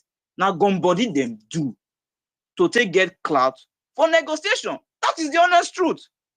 Because you cannot call yourself an obedient, you are fighting for good governance. Then the same governor when you know say he really do bad, when you condemn just within how many months or a year ago, now you work on the praise. It doesn't work that way. Thank you. All right. Thank you. Thank you very much, Osaro. I know say you are you are in it. But I mean, if it's worth bragging about, I'm from Modium I come on, I get 2 certificates of origin, both from Modium and from Ego. But I totally agree with what you said. The level of, it's just sad, because if Obaseki had even done half, maybe half of what people expected him to do, just half, Edo State would have been better for it. Half, not all of them. If he had done half, but like the arrogance, the whitewashing, I don't like, it's so annoying. I think it was Zekeri said just now that diaspora. Understand why diaspora people is supporting. Because if you look on paper, if you are looking at paper, you will think that it go just the send MOU. Yeah, one call top and go. The only thing Obaseki don't do for this, when I don't see Obaseki do in reality, now bed insurance, we call it. Even bed insurance now, they be like Chelsea for table. No shade. Bed insurance for the clear. but now on 10th the day. Nothing like more like Edo retrogressed from even though so Bender many Insurance, na informer deputy, na Shaibu. Abeg, give Bender Insurance credit to Philip Shaibu, abeg. Thank you, sir. Na okay. Shaibu. So you see, it's like it's crazy, man. What these guys did. It's like wow. Anyway, I think we can probably switch up the topic now. Not switch. I mean, we'll still be coming around this because I know a lot of Edo people are still going to come up to come and speak in between. And I know when Mr. Nnemeka was here the last time, he made a lot of reference to Edo. But before I go to Mr. Nnemeka and Mr. AA, Dr. Mo, where you wrong go? See, Dr. Mo, that's what the calls they do. That's what they do for you. Dr. Mo, come back. Anyway, Harry, Alpha, I don't think you're not too long. So I they see the shot where they fire for the TSCs. You made a grown-up man yesterday to be shedding tears and explaining all over it, from Instagram to X to everywhere. A grown-up man. I didn't know that they do now. So is that how you'll be doing a grown-up man? And he could not just respect himself.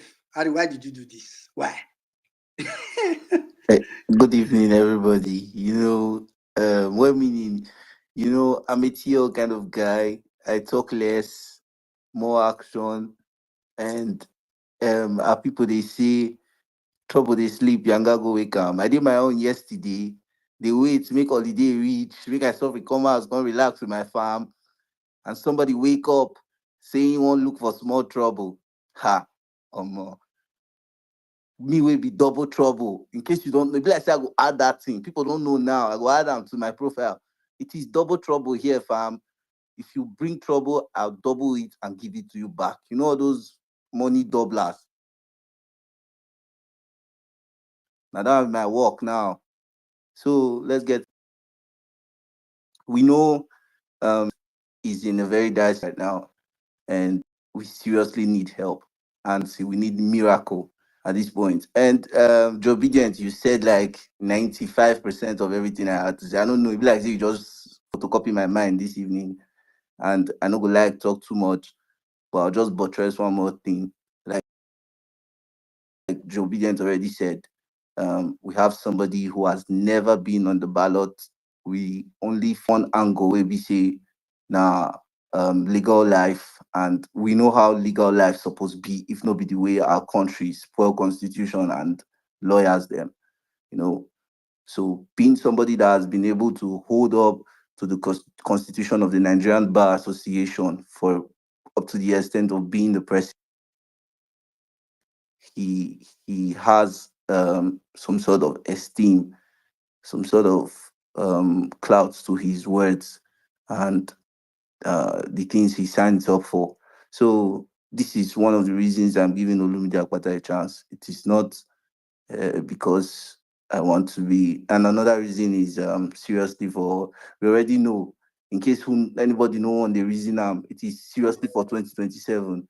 You know, we don't want to go put our eggs on different baskets. Come, they do obedience for this, obedience for that. Tomorrow, we are going to fish all of you out before 2027, and we are going to know who the real obedience are. I am sorry to use that word, but I think at this point here, yes, there are real obedience and fake obedience and clout chasing obedience. So thank you, everybody. Have a nice evening. All right. Thank you very much, Harry. Thank you very much. Please don't stop. I like what happened yesterday. I never thought someone could go from X to Instagram to be explaining what was happening on X. When to be explained, I say, wait till the happen. Why person they go explain? All right, quickly. I'm just gonna go.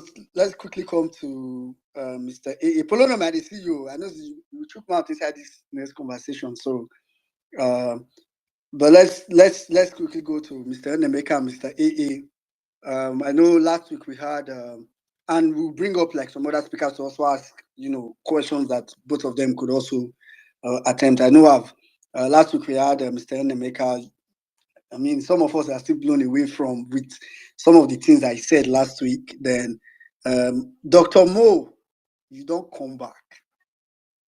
They say, I will look for you. Last week, Mr. Emeka was here and he said a lot of things that were almost prophetic, because today we are seeing it happen. Then I mean, I'm sure those of us that are used to like mindset space, we know AA speaks. Then even here on Violence speaks a couple of times, just that it's not always, he's a busy man, so he's not always around. But whenever he's around to speak, he's someone that, when person just be talk, there are very few types to a lot of people. There are people that, when they talk, almost everything they say just makes sense. It's the same feeling someone like Dilly Farrow to me a lot of the time. Someone like, Konko. I put that every sentence, every word, I live by the words. So pick words, not, you might say many things, but just pick words from what you say. It makes a lot of sense. So, but currently we also have Dr. Mo, who has been the whole of Nigeria. I can imagine the kind of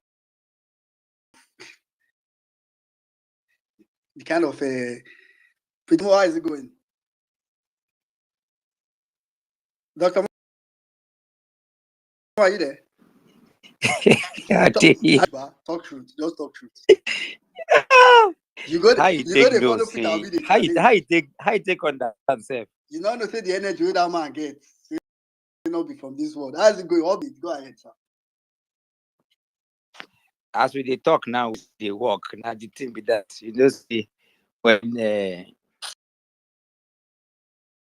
thank God now for violence space like this, if you joke the way the thing be. Now where would they say waste the country say say the envy Dr. Mo? I say see what you the envy. You the envy sleepless night. Waiting you know where you call the envy, But what else could be? Get one guy we been yarn here before. I still remember when we Amomo worry Buhari for like 100 days when he be escape come for Nigeria. So he don't tell where we don't they do the thing.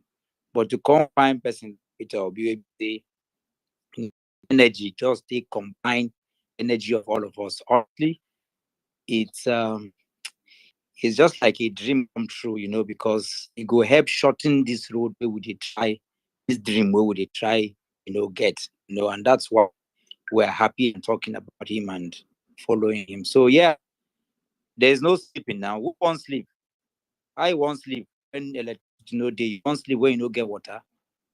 Which highway won't take sleep when they around you? Never chop. So now the thing be that. So I will go continue this thing until we see that in Nigeria will do. So yeah.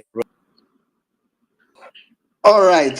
So thank you very much, Dr. Mo. So, but I mean, basically, what's been the updates on the movement so far?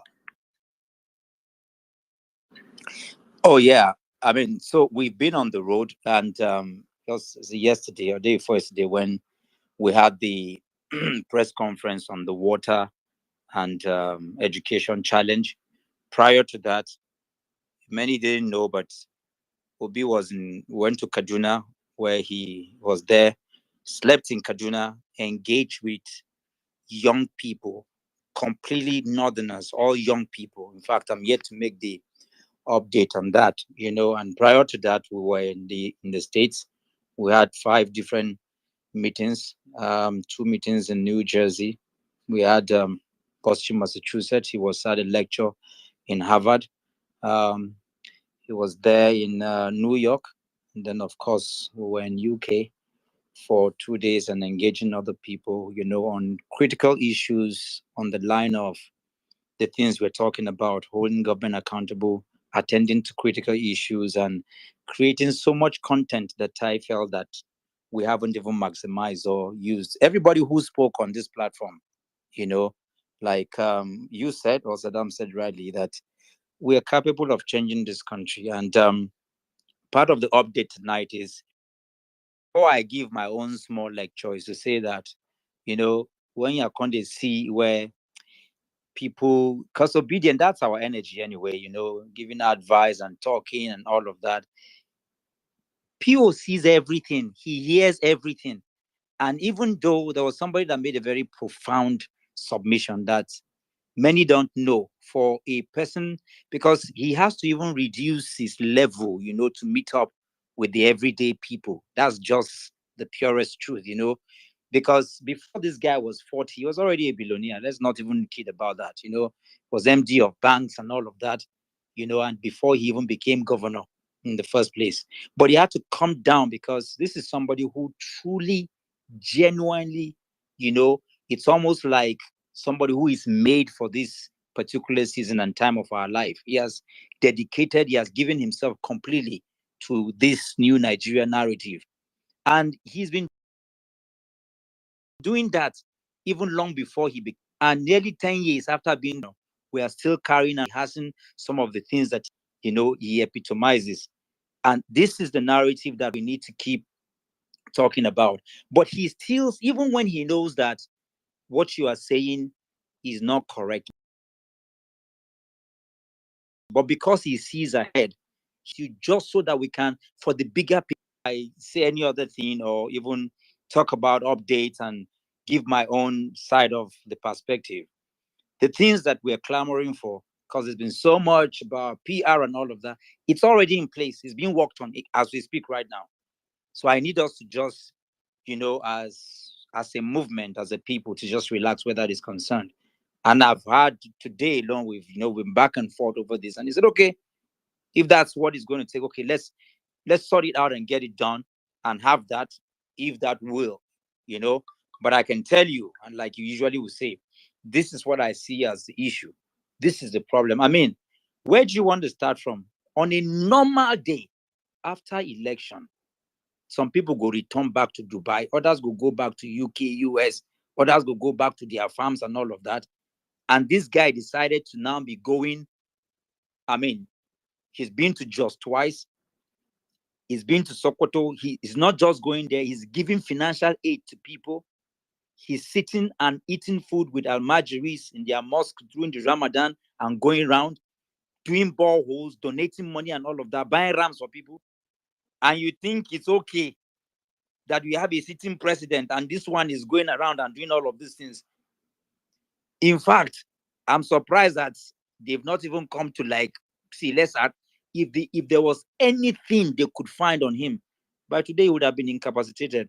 So I'm saying that to say that I'm even surprised that people are thinking, there are people that I can't even mention their name because they never even go school rich. They can't even express themselves like some of the obedient can do. And because of some ragtag people, whenever chop belly food, they tweet, and then some people are rambling about getting a PR. And I'm like, what are we really talking about? The obedience are made of the most, in terms of eloquence and proficiency and efficiency, in terms of people who have class and elegance, we have them. If you talk about the market people, we have them. Bricklayers, we have them. Whatever you want to talk about, moguls and gurus, global video content editors, writers, we have them in the obedient movement. And you want those who go meet you, poto poto to poto poto, in full ground for this place. So why do we even banter to people who they're not even qualified to the people where we say, how do I put it? In the words of something he said when he got to the Harvard Law School. He said, Dr. Moore, listen, these children want me to come. None of them here is up to the age of my daughter. I will not allow them to pay for my fees. No, I will pay. The same thing when we're going to Ghana. I said, the guy that is inviting us for the convention is the age of my son. No, I pay my way to everywhere I'm going to. This is the quality of the person we're talking about, and then you have people who I have no words to describe them. Even for me, it's beneath me. It's beneath the people I trained 10 years ago to attend to these people. And then you have our people, PO has created too much content that we can't even catch up with. Look at what we did prior to the elections, during the elections. We are the ones, we know how to shut the mouth of the lions. Now, have we suddenly forgotten who we are as a people? Now, where they make people, and I know one call names, somebody will call himself president. He was actually crying and shouting on his people. He's saying don't pay too much PR prior to the elections and during the elections. He paid so much money, and yet the obedient people shut him up. Shut them, all of them up. And then you just have in their own words, they are not even more than two people tweeting. And we know who these people are. We're not even supposed to attend to them. Actually, for them, because I used to be friends with some of them, and they told me in confidence that they've been paid so much money to carry out this. We know they've been paid so much money to go, and it's like somebody coming here and arguing with me that, no, Dr. Mo, you're not a PhD. And then I'm setting up a PR team to go and counter him. I'm bringing out my thesis. I'm bringing out my gown, how I went to school. I'm calling my lecturers. Who bloody cares? P2B has made it impossible for these people to go. Look at what he has done. And I want to say it here. Where we went to in Kebbi State, for example, we went to Sokoto when he went to the Faculty of Agriculture, where he gave them the borehole. The dean of faculty came out to say that this is the first time an individual will bring such, intervention to them in the entire faculty, because they didn't even have that. All the students were out. If you go there, those places we went to, and call P2B name, then go so beat you, eh? Now, in Kebbi State and in some of the northern states where we went to, the places that we PO put boreholes, those guys are not on X. They're not on Twitter. They're not even on Facebook. And let me say this here for data and for clarification. Going by INEC standard, I'm not talking about we as a people. We know our data, and we know how many millions of people voted for P2B, but we're just saying stay with crooked INEC. They say 6 million voted for P2B, right? The people making noise on X, or the people we know today that we call the obedient movement, all of us put together, we're not even 20% of that number. It's important to have some perspective as we deal with issues as we go. So we're not up to 20% of that number. Out of that 20%, on X, maybe we have arguably between 5, 7, or 8% of that 20%. And then of that, you have 2 people or 1 man making noise. And some people are already thinking that, oh, the image of our principal. And I'm like, are we really serious? But at this moment, let's go ahead and do it. That's how reasonable he is as a person. And this is somebody that he sometimes is difficult to talk. It's just a gift, and we should be grateful, in our lifetime, that we have somebody like this that we can, because he will help us to shorten, where we are going with the new Nigeria, narrative, and the dream that we need to achieve.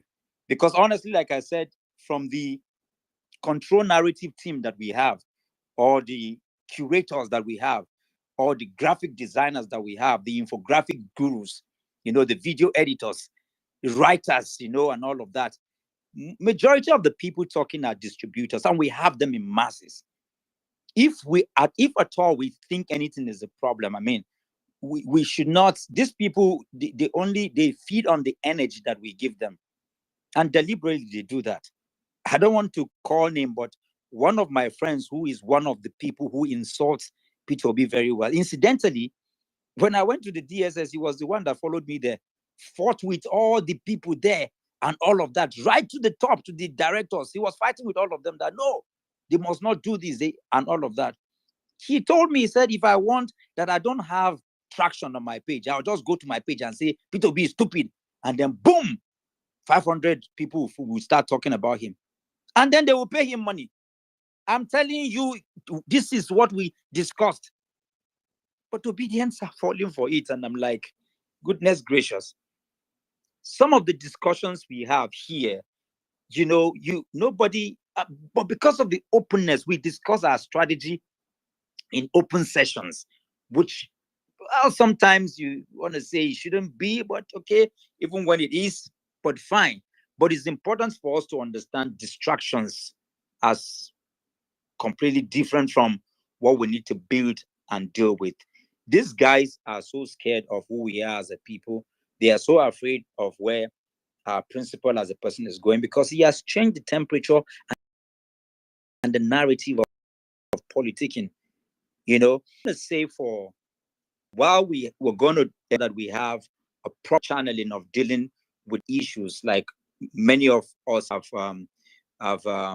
advised and have also the fears, and we've talked about, we're going to ensure that that is done. It's also important to say that this is not an election year, and that there is a way we will go about this. If we don't go about it professionally and deal with it adequately, it will even impede. It could affect even our principle, because we have, right now we have mad people completely in the helms of affairs, and therefore it's important to be cautious as we deal with things, because at every level, when it comes to, there are the 5 essentials elements that has to be dealt with when you're talking about campaign, from capacity, that's surrounding ourselves, with the right people, and we have them in the obedient, building the community that will help to mobilize and comprehensively at every levels, like I've explained, in terms of the writers, the curators, and all of the people. It's also important to have the capital to be able to drive and ensure that we secure every funding for every activity as we go, and then communicating to craft inclusive messaging that reflects, our principal's character from what he's already doing. He's created too much already, to deal with. And then, of course, we have our creed as a people. There are things we cannot give into, and he oftentimes, and all the times, he talks about, he talks about, excuse me, these things, continuously, but the main issue in terms of the update is that it's important, because the energy of this guy is too much. He's not about to sleep. Like he said, we will ensure that it's impossible. It does not matter, because right now what is going on in Nigeria is that you see the coastal, whatever route they're talking about, all the gigantic project and all the nonsense they're talking about. These are just avenues for them to steal and steal, because the only thing they think they can do come 2027 is to buy votes and pay people to do exactly what they are doing right now, to ensure that they infiltrate us, distract us. That's all that they have. That's all they can do. They don't have anything more they can do, because single-handedly, Peter Obi has changed the narrative of conversation where Nigeria's politics is concerned. Yeah. And can you hear me? Yeah, go on, can hear you. Oh, okay. And this is what is essential. It's essential to bring to the fore as part of the updates. Before now, it was that Peter Obi does not like the North and all of that. But in just few weeks, the narrative from the Ramadan period to what he has done, to engaging to the deepest and farthest part of the North, especially the core North, the narrative has changed. And I remember the conversation we had just about 2 weeks into the intervention, and you could see there was almost like a division between the Fulanis and the Hausas and all of that. And when we spoke, I said, fantastic, these are good. These are the kinds of narrative we should be having. The Hausas want to own him, the Fulanis want to own him. And it was that point that I said, I'm a Northerner. I was born in Kaduna. I served about 18 years ago in Kano. I worked in Maiduguri. I understand the socio-political, religious, cultural context of northern Nigeria. There are over 200 languages in northern Nigeria. But you understand the geniuses of the founding fathers that made it possible for you to think of a monolithic north. You're thinking of just 1 or 2 tribes when you think of northern Nigeria. It didn't just, it's out of ingenuity. Now, to understand, Adamawa State alone has over 100 languages. So, but penetrating through that and understanding how the elites in the north have impoverished the north for all these years. Look at what happened. I give you a classic example during the Ramadan. Jigawa State and one other state, they said they're spending over 10 billion to feed people during the Ramadan. All these are just scams. They don't even spend 100 million. That's how they steal money. With what P2B has done right now, the people there, they will beat any politician that come to talk nonsense. I have personally done videos with the people on ground, and we have their contacts, we have their data. They are calling every day. These people are not on X. The market women that we're talking about and dealing, they are not affected by any of this razzmatazz that is affecting us. We on X. I'm not saying it's not important. I've clarified that, but it's important to let us understand exactly the perception, the context, so that we can also realign and deal with issues and follow through with what content that our principal is churning out and keep shoving it on their faces. That's what they don't want to see. Today alone, I think the challenge is on channels, is on Arise, and it's going to create a lot of because they are discussing it. Even tomorrow morning, those are going to be the narrative of discussion. Let's bring it up. Let's curate them. But like we said, we're putting a team together that will, in quote, professionally deal with it. So let's follow through with all, but these are part of the updates and many more activities on the way. Yeah. All right. Thank you very much. Dr. Mo. I actually like the way I think I've on the TL I've seen two school of thoughts. I've not even tried talking about this media team conversation, but I've seen two school of thoughts about it, and I think majority of obedient and those that calls for it from a very logical point of view makes a lot of sense. A team or I think the real concern for those people is being able to in a coordinated manner manage the narrative online, which I'm glad you said it's being worked on. I know there's some other set of people that just also use it as an excuse to as different kind of excuses. I always tell people, you're obedient to have the good, the bad, the terrible, the ugly. Everybody's welcome. It's totally fine. But I can tell you, majority of the people that bring up this conversation, pretty much logical point of view, and it makes sense. And it's good that it's being worked on. I'll just ask you one question, Dr. Mo, 1 minute answer. This question is just so many people can relax. So there's so many talks about structure, obedience, structure. Peter Abidjan in the last space said, he's working on something. And I actually thought that was enough for everybody to say, okay, let's see what comes up before the next space, just to give people assurance. Is it being worked on? Quick response. It's going to be, all I'm going to say is that it's going to blow the minds of everybody what he has in place coming. All I will solicit for is just patience and just wait. That's all. But it's going to be done. All right. This response you gave now, the last person I asked also gave that response. I think I know Peter is going to come to the bank. Quickly, I'm going to go to my senior. He doesn't like me to call him barrister, but maybe I'll call him Sir AA. Sir AA is someone that is vast in different areas, so I don't even know what area he wants to go to today, if it's legal issues or economic issues, but I'm going to leave him to give us some insight. Hey, are you there, sir? I know we kept you a long time on the speaker section. I hope you've been enjoying the other conversations. Mean, thank you so much, mean, and thank you to everyone on the space. Sorry, please, sir. Sorry. Wait a minute, you just go rush. I won't talk to P2B's on space. I beg. I'm sure people think it's actually double. After Mr. Mo speak, I want to say Mr. P2B is I coming. don't want anyone to clone my passport, please. But people say this and it gets a bit funny when people say it. Please, if you know, please, sir. Sorry, sir.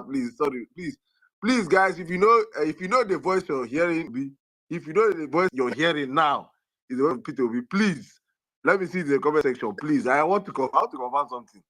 I want to confirm something. Peter will get bonus account. We want to know how to confirm whether it's because he carry leopard. Leopard, they deceive us. Let's know whether this is Peter Obi. Continue, sir. Your Excellency. Wow, interesting.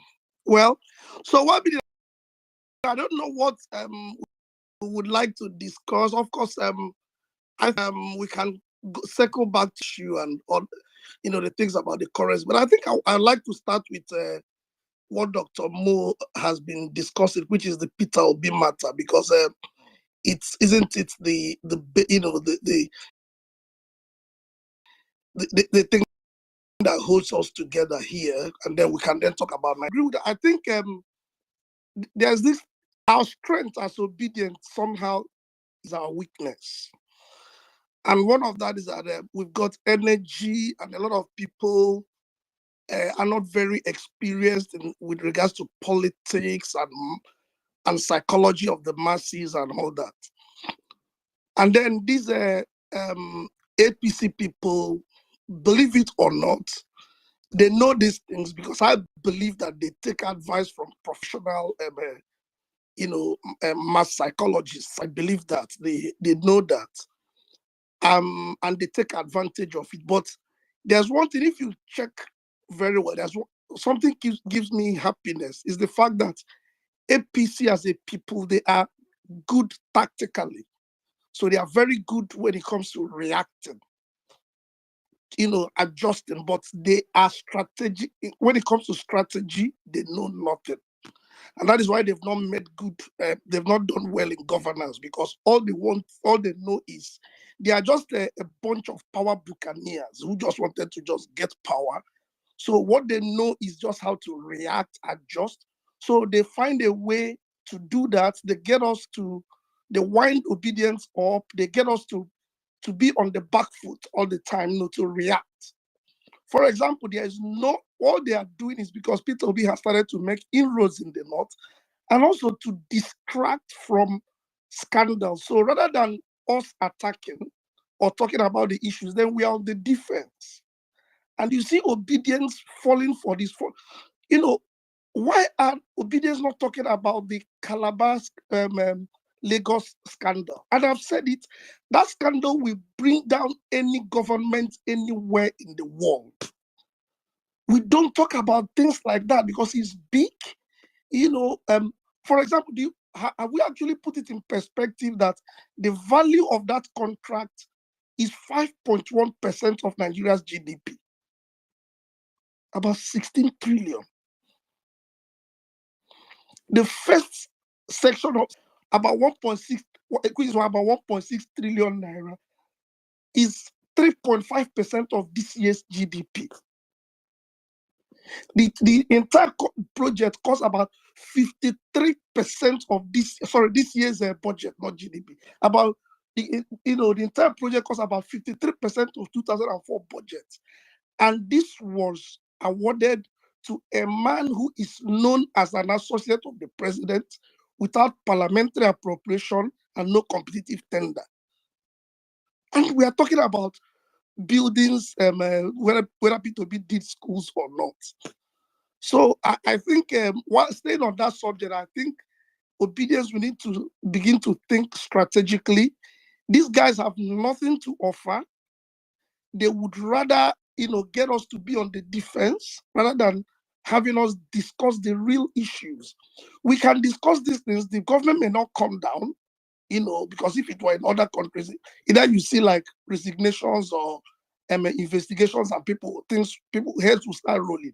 We don't expect that to happen, but let's stay on the subjects that that real people care about.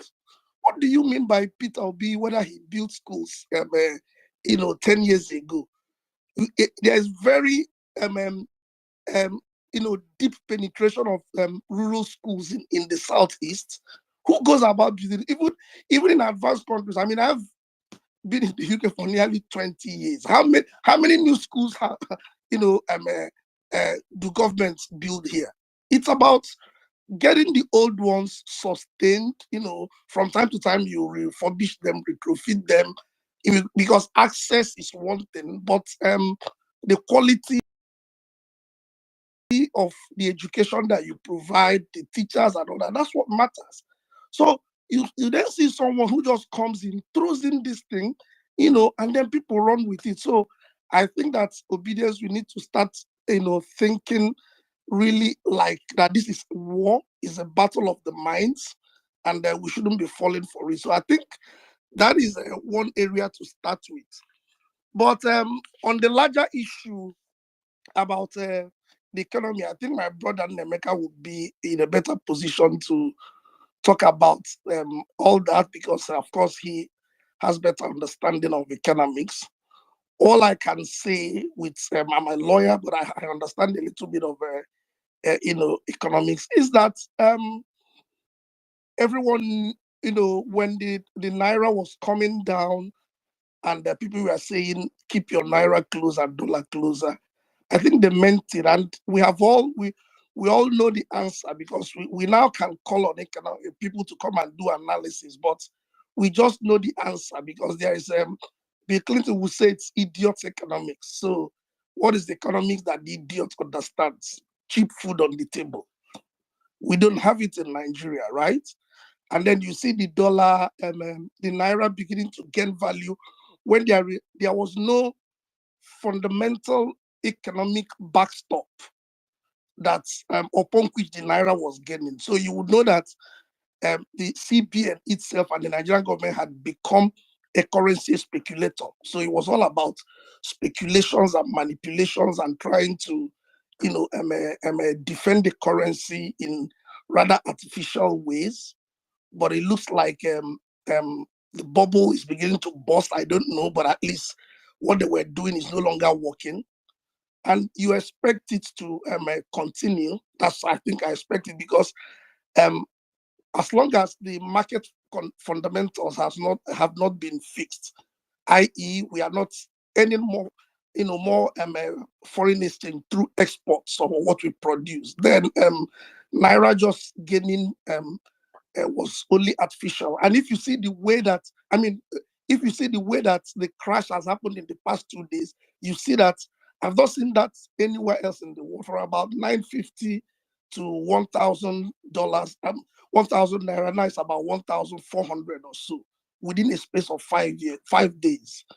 So it will continue because we have structural problems. We've always had structural problems, but now there's problems with regards to perception, the market perception, and then there's also confidence. I'm a lawyer and I advise companies that work in Nigeria or do business in Nigeria. And because of confidentiality, I'm not going to mention names, but I know that there are about 3 major companies, some in the energy sector, that are about to leave Nigeria. And this is the ones that I know.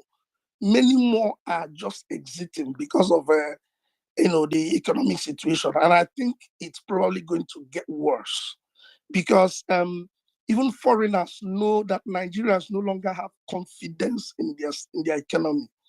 So when P2B says it, it sounds like theory that one of the things that drives the economy is hope. Hope. I mean, the example is the United States dollar. It's not backstop against any major asset other than full faith in the economy. That is what the dollar is built on. So that's an example. So even foreigners, one of the things that they check when they want to invest in Nigeria is, or in countries, is the confidence level, even by the confidence of the citizens in their own economy. So apart from the structural problems, there's morale is low. Nigerians don't believe in Nigeria. It's not working, and you don't expect the foreign investors to believe in Nigeria. So I believe that things are going to get worse until a good leader or good leadership comes in and begins to correct all this mess. I think this is where I will stop now. I will hand it back to you, well-meaning. Thank you. Yeah, thank you very much. Thank you very much, Mr. AA. I mean, I like, the first perspective you came from. I always say this. I think I've said it probably on Space before. One thing I like so much about the obedient movement is that it's the, I don't know how to put it. It's how effective it is. I don't know if that's the best word to even use, but let me use that for now. So, it's the opposite. I pretty much see, supporters of the APC and PDP as useless. And I totally agree with you when you said at the beginning that our strength is also our weakness as the movement. I used to tell people that majority of the time, some of the issues or problems that we have to deal with as obedient movement, if you look at it most of the time, is either we were the ones that started it or we were the ones that propelled it. Then we ourselves, we deal with it and kill it. So we are usually the problem, but always the solution. So, and when I say problem, I don't mean, so a lot of things that get started, nothing propels on social media as it stands today, especially on X. Let me just restrict to X, without obedience being involved. If obedience is not interested in anything, whether the thing is good or is bad, it is not going to fly. So most of the time, anything that flies, whether it ends up becoming good, ends up becoming bad, is because we made it fly. So I think the real, what we need to start learning, like he was saying, is how to, I mean, you may not always be correct. You might focus on something that is not necessary every now. We are humans, we are not infallible or something, however they put it. But, it's how we can select battles to think some level of guidance to will. Like, I'm going to come to you at some point, but I want to go to the makeup. I wanted to come to you based on the effect of rule of law really on this economy issue, because you talked about confidence as well on the government. But let's go to Mr. Nemeka. Mr. Nemeka. Thank you, my brother. It seems as if you read my mind, and I was actually going to tackle it from that perspective. Now, Barrister Anozie have actually mentioned the fact that many companies are leaving. It's not just many companies, they are going to live in drugs. It's also PZ packed up and they are leaving Nigeria. And if you look at PZ performance among the 3 regions that they operated, the only place they actually made tangible profit from real operation. Yes? I think we're struggling to hear by their background. I can almost tell them saying Nemeka is in Nigeria. Okay, can you hear me? Yeah, I can hear you, but some of your gen is. No, can you hear me? It's my fan. Let me put it. Can you hear me? Okay, it's better now, right? Can you hear me now? Yes, it's going better, yes. Okay, good. So if you look at PZ performance, in the 3 regions where they operated, 3 key regions from Asia, Europe, and Africa, the only place they actually made good profit from their operations in 2023 was in Nigeria. Take out time to go and look at that report, global PZ report of about $120-something billion. They made huge return. They made huge profit, about 36%, compared to some other regions where they made a loss. But do you know what happened to them? That profit was wiped out by forex volatility. And the uncertainty is what is driving PZ out, just the same way many of them are going. And you talked about rule of law. Most people don't appreciate the tangible nature of the rule of law, the tangible nature of accountability and transparency and respect for legislation, for the laws of the land. People don't understand the importance of respect for contracts, strict enforcement of order and the regulations without bending corners. Now ask yourself this question. Our major foreign exchange earner, the crude oil, the oil and gas sector, which is almost about 90%. At a time, it was 95%. Why are there no new investments coming in? Why are the majors exiting?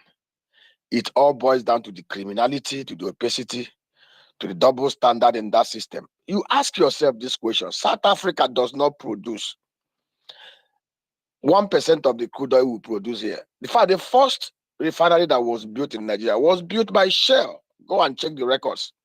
If you go to South Africa, they have refineries with combined refining capacity of about 540,000 barrels a day, built by consortium of Totafina, Shell, Chevron. Why did Shell, why did Chevron, why did ExxonMobil not make attempt to do refineries in Nigeria because of the huge market we have here? It's a question we should be asking ourselves. You saw this one they did. the one they said they spent $20 billion to build. And you see what is happening. They hyped it, gave him dollar subsidies. For the first time in the history of a reserve bank, Central Bank of Nigeria was lending to a private company directly. And we were told that 70% of a loan on the project finance was paid back when the project have not refined 1 liter of crude. That's the level of opacity and duplicity we have in this country. And now look at the kind of games they are playing. And how do you expect human beings with brain, investors with brain, to come into this kind of selling market, to come and set up refineries? You passed a law. NNDPRA passed a law. You cannot produce any diesel or gas oil that is above 200 ppm. ppm sulfur content, and they know why, because of the effect of sulfur on the climate and everything. Every other player adhered to it, and we know any industry player will tell you this. The higher the sulfur content of a gas oil, the cheaper it is.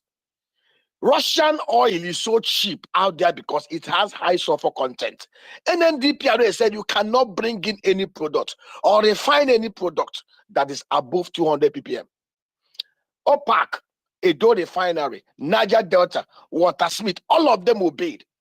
All of a sudden, they decided to give concessions to the same particular person, the same particular company, to be selling diesel that is almost 3 times the approved limit. Whoever. And people are busy rejoicing. Oh, he crashed it down from 1,200 to 1,000. He crashed it again to 940. Idiots who do not even understand the left and right of what is happening to them. We are busy clapping. Let me tell you, if they decide to give the same level playing ground, everybody bring in the same thing they are doing, 500 ppm, 800 ppm, and we land a liter of AGO into this market at 750. I am asked this question. If the man was so magnanimous to the ignorant people who do not understand what is happening, why have they not crashed the price of cement in Nigeria by 40%, since 90% of the input cost of cement are domestically produced? And these are people we hired over our cement assets for peanuts. We are not fools in this country. And you expect an ExxonMobil, a Total, or a Chevron to begin to compete with this kind of monstrous arrangement? No, sir, nobody will do it. There is no sane investor that can apply and invest and operate in this kind of mafioso economy, where no rule is respected, where waivers are granted to 1 or 2 or 3 cartel members because you think the person is a fool. Now, let me tell us the truth, and the truth everybody must have to accept here today. Some of us are here and we are stuck here because we are from here. We are not going anywhere. We will do everything humanly possible to resist the wickedness, to operate within the system, and as much as possible to keep on creating jobs. But I tell you, the global investing public, they see what is happening. S&P carried the report, Bloomberg carried the report, and they came out to come and debunk it. What are you debunking? If these guys are sincere and honest, one of the things why I respected late Musa Shehu, President Yar'Adua, was the fact that the man was a different man. I only weep that if that man had been alive to rule for 8 years, Nigeria would have not been where we are today. The first thing Yar'Adua did when he became president was acknowledge the flawed nature of the election that brought him to power. What did Yar'Adua do? First of all, he impaneled Owai's report, electoral reform, to bring out transparency in such a way that what the kind of criminality that brought him to power will not repeat itself again. He was the first president in Nigeria to declare his assets and liabilities of his family openly and publish them in 4 national newspapers. Owai's report, if Yar'Adua had been alive, if that smiling man from Otueke had not taken over from Yar'Adua and refused to do the right thing, if Jonathan had implemented the Owai's report, if Jonathan had developed the boss and implemented the Convap report, Nigeria will not be where we are today. Nigeria has been ruled by very weak, wicked, incompetent people in the majority. Yar'Adua understood this thing and he wanted to do the right things. When Yar'Adua came, the cement cartel was so strong. They were doing everything possible to destroy every other new entrance. Yar'Adua reversed such wickedness and allow the like of Ibeta and others to breed. No system works with this kind of dubious double standard. And that is why we are not moving forward. They are saying they will attract new investment of $10 billion into oil and gas industry. Let me tell us of a truth. If I am the president of Nigeria, I can easily attract new investment of $50 billion annually in that oil and gas sector by doing the right things. The world knows that Nigeria ticks the right boxes to become a top 5 global economy. The world knows that Nigeria is actually the place to be. If you look at the demographics, if you look at the natural endowments, if you look at the kind of human capital that we have, if you look at we are the easiest access to over 600 million man sub-Saharan African market. Nigeria is the best entry route. But we have refused to allow the right. It's not as if these guys do not know what to do. We always tell them what to do. We have profile solutions. People like Katedo Peter said, global investors, advisors. The truth that I think there is something inherently wicked in the DNA of the average Nigerian politician. Wickedness runs in their DNA because if they are not lacking advisors, they are not lacking good counsel. Let me tell you, why are we not doing? Look at Petrobras, look at Aramco. What did Aramco do? Aramco understood the fact. Aramco is one of the most transparent oil and gas company in the whole world. Aramco is owned by the Saudi Arabian government. Aramco has over 15,000 miles pipeline. None of those pipelines have been broken into since they started operation. But the Saudi government understood the importance of injecting private sector efficiency. They went to do the first IPO. And today, Aramco has different investors. Even Goldman Sachs has investors. Petrobras, the same thing. The reserve of Brazil is about only 15 billion barrels. Nigerian proven reserve is times 2 more than that of Brazil, 37 billion barrels. And we can actually ramp it up to 50 billion barrels because there are still different basins, onshore and offshore, where we have a huge crude oil deposit. What did the Brazilians do? The Brazilians are as corrupt as Nigerians, and they discovered the fact that they need to bring in private sector efficiency. Why do you think that the only public corporation that is working in Nigeria is Nigeria Liquefied Natural Gas? Nigeria Liquefied Natural Gas is owned 51% by cost of investors, Shell, Total, and the rest of them. The federal government owns 49% through the NNPC. Because this private sector investors own majority, the process of recruitment of the board, the management, and staff in energy is just as tough as when you're recruiting for Shell or for Chevron. They are not subject to the shenanigans of National Assembly coming to do oversight to collect bribe or to mess them up.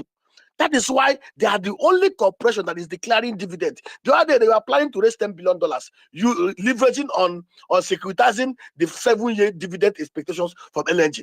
The same LNG is the golden egg. NNPC can be bigger than LNG.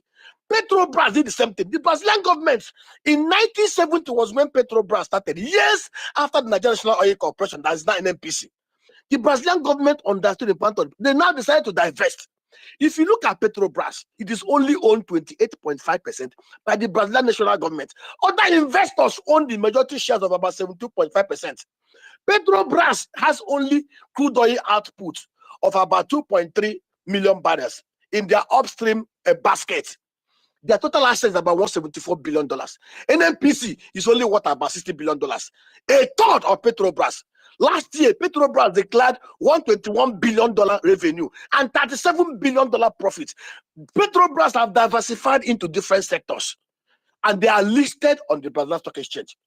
Is it that our government do not know what to do to bring in investment, just the same way Brazilians are bringing in investment when they have an oil-proven reserve that is a third of Nigeria? In fact, Nigeria is a place where any other oil and gas operator must be.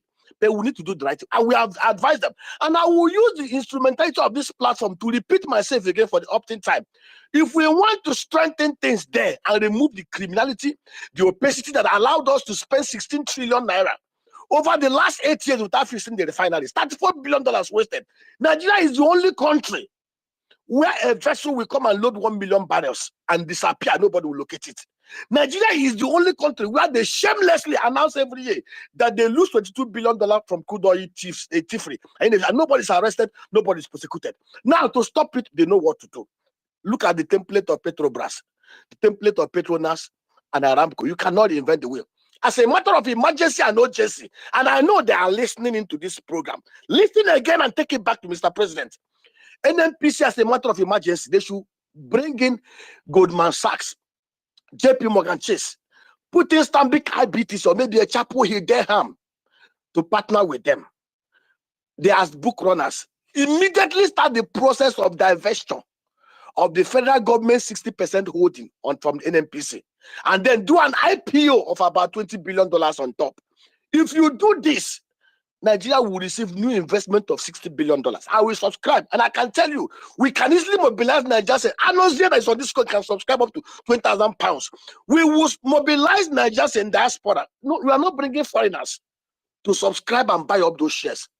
List it on the floor of the Nigeria Stock Exchange. Going forward, we should no longer be allocating oil blocks to individuals. Nigeria is the only place in the whole wide world where oil blocks are allocated to hairdressers, to seamstresses of ex-presidents' wives, and they give them oil block. This time around, anybody who wants to get oil block, all the oil blocks and the oil asset should be consolidated into the new NNPC that is private sector driven. If you want to participate in enjoying the crude oil, buy the share of NNPC. Today, if we do this, if NNPC wants to raise $20 billion by way of issuance of diaspora bond, 10-year bond, to prospect oil resources, or to open more wells, or to even do refineries, Nigerians will subscribe in mass. And then this issue of playing Ponzi game with our national resources. Let me tell you why. They will tell you we'll spend $24 billion importing refined products.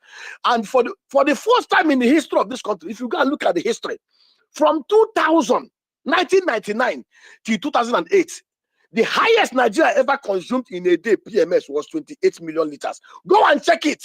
And the same thing corresponds with the record at the U.S. Energy Administration Agency. And it had been, and that was as of 2007. When Nigeria had over 4 million middle class who could buy, as of 2007, I bought 2 brand new cars in the same year.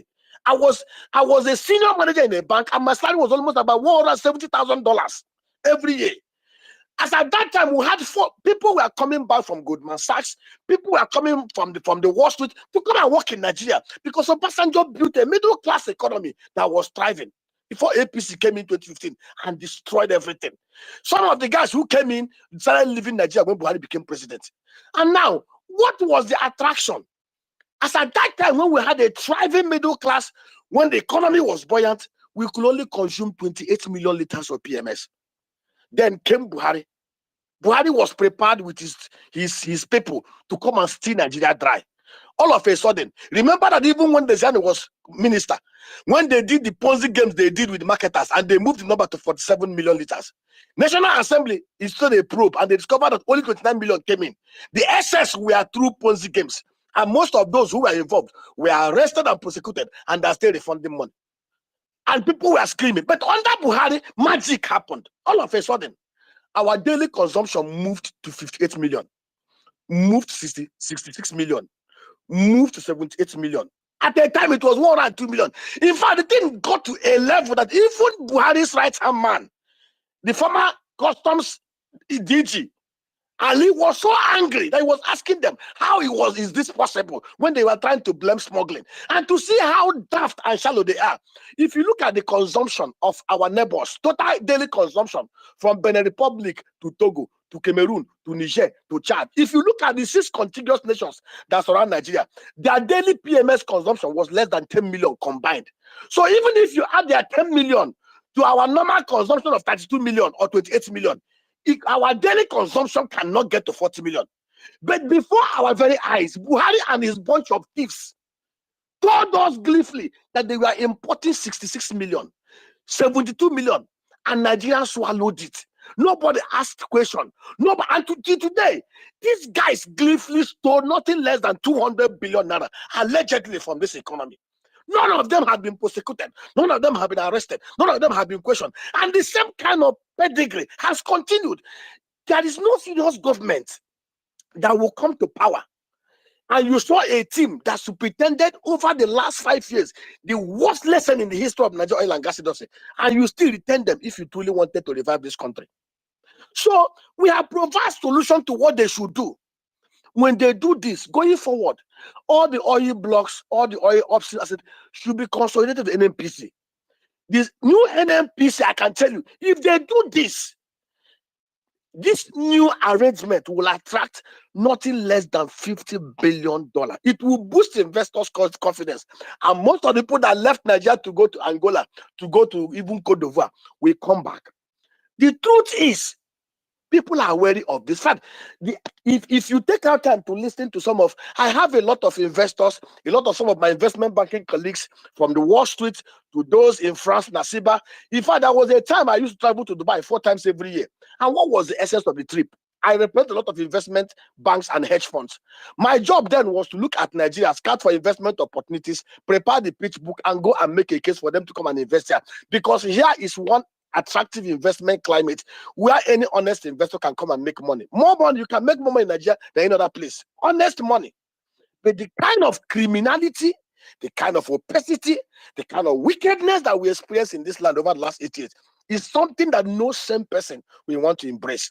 How can you have 2 laws? You made a law that everybody should obey. All of a sudden, you bent it for one person, and the people are clapping and just nobody. Even the media, the worst thing that happened there, we have the worst set of human beings who call themselves media men. A majority of them are so gullible, they are so dumb and daft and ignorant, and most of them are so compromised with brown envelope that they cannot ask questions. A report was carried by Reuters, by Bloomberg, by S&P. I expected the media men, channels, Arise to press it and bring NDP and ask them, how come you get a waiver for somebody to bring in high sulfur product into Nigeria or to refine it? Nobody's asking those questions. And we think that this country can work this way. And I have hopes upon Nigeria. I believe God that something must shift. And for those of you who say, oh, if I am Peter Obi, to be honest with you, I won't bother myself about Nigeria. It can be sickening. I see the average Nigerian, those who call themselves obedient, they will be saying, oh, Peter Obi should set up a media team. What is your role as a human being, as a Nigerian? Peter Obi does not need to spend his private wealth to hire a media team to work for him. I expected the media movements to put themselves together, even if we mean to raise funds, to hire the best media team to work for the man. All over the world, people don't use their money to win an election. Even Donald Trump, who is reputed to be a billionaire, is still sourcing for fund, even to fight in civil cases. Go and check everywhere in the whole world. Even when Bloomberg was running to be governor under the DSC, he was soliciting for fund. Here in Nigeria is a place where you expect people to destroy their investment, to sell their assets, to win an election, to run an election, to serve you. Where is it done? Obama became the president of America. Obama was a first-time senator. Obama did not have any. Go and check Obama's net worth. Obama wasn't even worth up to $3 million when he vied for president. People rallied around him to support him, to raise money for him, to provide all manner of services. Lawyers were giving him free services. Media men were giving him free media services. But here in Nigeria, people expect a man God has gifted to us, one of the noblest men God have ever created, to still waste. Do you know how much this man has lost? Do we know what this man has suffered in the hand of these monsters over the last how many years, because he dared to contest to save the miserable mobs who have refused to change? Let me tell you, what is happening in Nigeria today happened 2,000 years ago. And I say it. Jesus Christ was on the face of it. He was healing them, caring for them, providing boreholes for them, giving them water, giving them fish, giving them food. And they were all following him. But when the chips were down, the same people that he was helping and healing disappeared. Mobs were hired, mobs like Reno Mokri, mobs like Buaya. And what was the issue? To accuse him falsely, to label all manner of wickedness against him, and to make matters worse. Even when Pilate knew that these guys were all lying, he wanted to give Jesus a leeway for him to escape. They said no. Rather than allow Jesus to go, please release Barabbas, a condemned murderer and rapist and criminal. And it's same happening today. You see people, do you need anybody to tell you who P2B is? There's nobody. The records are very, very clear. It's our job. I don't blame. See, Nigeria is a place where we have a lot of illiterates, even those who call themselves PhD holders and professors. And I don't blame them. A man who do not have the mental and cerebral capacity to interrogate things can always fall for propaganda. And we have an illiterate population of almost about 52%. So you expect the propaganda to sink in. But the propaganda cannot sink in when we who are enlightened stay at the forefront, sacrifice our time, But somebody asked me, how do you even have time to write all these things, to say all these things, and they combine it with your business? I said they've been attacking me. There's nothing they've not done. But for me, I learned from my late father. Poverty does not make any man to be silly or to be corrupt. We were born into one of the poorest families. 8 of us, 6 boys and 2 girls. Go to my village and ask about us. We learned from our father. Somebody asked us one day, how come you don't allow people to rig election in your polling booth? Why not collect money? If people are so poor and you're wicked in your poverty. I said, if being righteous is wicked in my poverty, let it remain. We need to stand up for what is right. We are going to keep on suggesting, keep on putting it there. We need to begin to hype up things. We don't need to be active. Reno Mokri and Boya and the rest of the Ronu bandits are nothing compared to what we can bring to the table. Our job as Nigerians, as patriots, is without malice, tell the truth to the power and bring out alternative actions that should be taken. If it's in housing, we'll show them how to do it. Oil and gas, we'll show them how to do it. Security, we will provide. We will make them look so stupid that Nigerians will know clearly that these guys know what to do. They have received solutions, but in their illness or wickedness have refused to do it. I hear the mic. Thank you very much. Omo. Whoa. Instead, Emeka, thank you very much for that. For that submission. That was God. That was, I mean, that submission deserves some unbundling. That was quite and I like the way you actually put it. That was a laudable submission, because a lot of the things that are happening in Nigeria, truth be told, I used to even tell some people that if not for obedience, you see the little efforts, what looks like effort, let me not say it's effort, what looks like effort that this current criminal administration is doing, it's even because of obedience. It's not that we cannot put it to test. If it were possible to put it to test, it's simple. Obedience, let's go silent. Let Peter Obi himself even just disappear from the scene.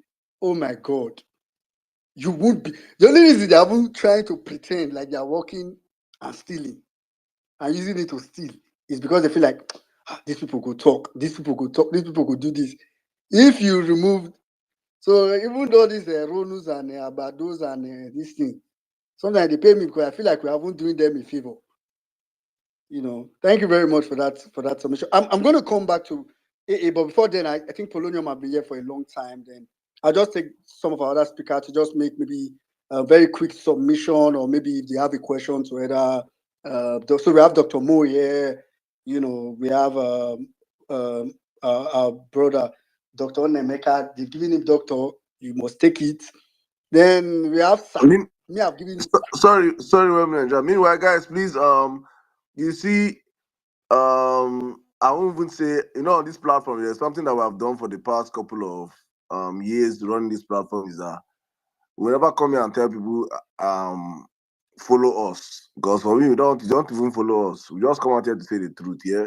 But please, these people there are voices that we really need to amplify. Voices like Mr. Obiari, Dr. Mo, these are voices. Zakiri that spoke earlier on. Please follow these guys. These guys are doing amazing work. Please amplify their voices. Let them be heard also. You see their tweets, engage their tweets. I say this all the time, that we give light to nonsense, and the most important things we just we don't look at them. Mr. Obiari does this. I won't call it a podcast. He goes live on Facebook and he posts those videos also on his handle.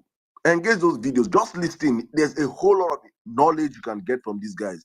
Dr. Mo always putting out stuff dealing with P2B, but many of us, we see these things out, we just pass, and what is paining me most right now is that many people that do not even propagate P2B's works, many obedient handles that have gotten all the thousands of followers we got is through P2B, because associated with the movement and everything. But you see these works, you never propagate the man's works, whatever he does.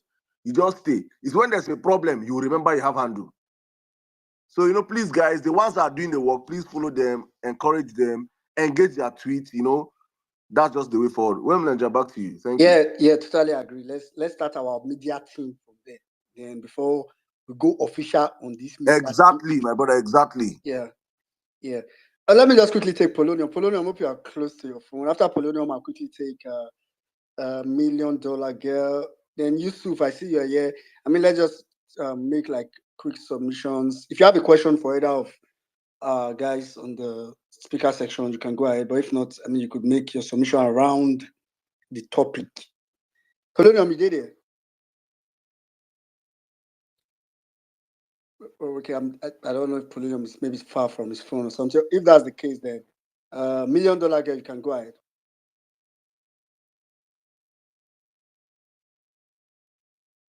Can you guys hear me? Okay.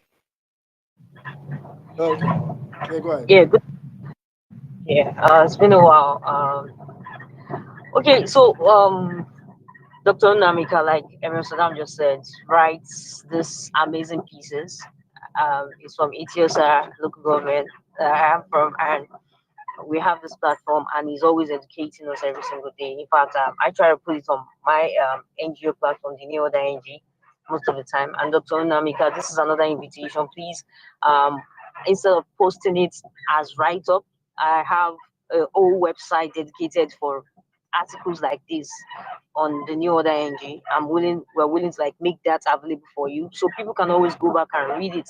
You can always post these things as blog posts, and we can push more and get more views, get more insight on the reach. Thank you very much for that, for all you do. Moving forward, see, as the Naira keeps, it's coming back up. And for the past 1 month, I've been having crazy conversations and telling people, hey, this thing is going to come back up. And I'm just hoping because at some point it looks as if you are like one wicked person that really wants the country to fail to some crazy people. But it's just being realistic, and it's the numbers, the facts and figures that are speaking. And this thing is never going to end well. They know what to do. For example, this band A, whatever that they are doing right now, areas that used to have light don't have light again. Do you really think they didn't know some of us will suffer for it? Me, I'm suffering for it right now. My area used to have 20 hours like non-stop. 1 hour in a day is what they are doing for us right now. Because why? I'm not on band A. What have they done? APC has successfully segregated the remaining class of Nigerians again. This is what they will continue doing, taking and taking and taking and taking. And me, personally speaking, I'm like, why are we still inside the house? I mean, I went to a Malam kiosk this morning and I spent 2,000 naira. It's outrageous. Why would I spend 2,000 naira at the Malam kiosk? Wait till I buy. Like, I couldn't even phantom the whole thing in my head. Like, what's going on? That is how bad the inflation is. And I'm saying, if I'm complaining, what about the kids? What about people that have family of 6, 7? People can't take frozen food again. People can't take meat again. Egg that you're supposed to turn to, you can't turn to. And Naira is going back on. And when it's reduced, did anything change? We've had that discussion over and over again. I mean, it just shows that we still really need to continue our political literacy education. We need to keep talking to people. I know it's exhausting, but please, on your status, on all wherever platform you can, always make sure you communicate with people and let them know how devilish these people are. And it is not by mistake. I just gave an example right now with this electricity thing. So thank you very much, everyone. And finally, guys, I'm a female artist. You can stream my music on my status there. I don't really talk about that, but you can go Carl, check out my music. And as a matter of fact, I have a listening party this Saturday. In case you are in Lagos and obedient, that would like to join me, please kindly send a DM. We would, settle it, get you invites, and we can listen to good music. Much All love. right. It's good to be here. So we are going to be going to Okal, aka $1 million girl listening party. So please, I think I saw that some days, but I actually reposted it. Check out TL if you're in Lagos. God. To say I did Lagos now. Go use that till soft life. But let's I've streamed, So you're an artist and you're not going to sign into Wahala Records. She don't $1 get a million colleague girl. already. You know, come with say to Wala as first lady, make you go scatter Tiwa come up for stage. No Wala. Anyway, you know that girl. I mean, I've listened to some of your songs. I've actually listened to some of your songs and your cover, I remember. And they were quite good. I encourage obedience. Maybe engage it tonight after the space. Just go there and listen to 1 or 2 tracks for the road.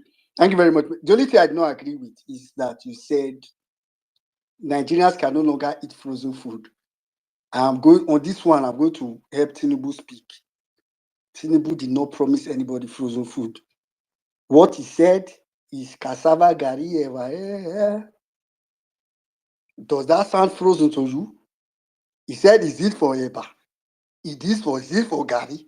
Is it for beans? Best to talk all those food, you call here they talk frozen.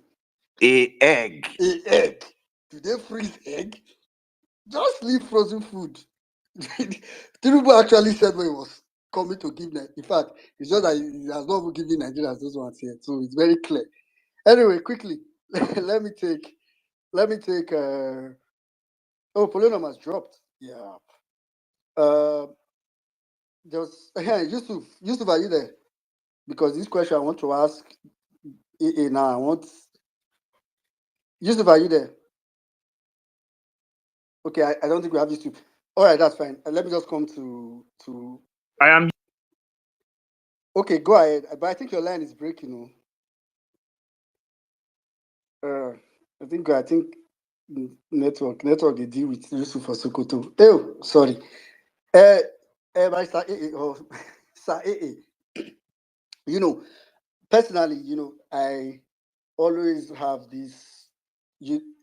For me, one reason I know it's going to be almost impossible. I don't want to, because sometimes when people say these things, I think some people kind of think Nigerians maybe disobedience don't mean well, but the truth is that these are realistic things.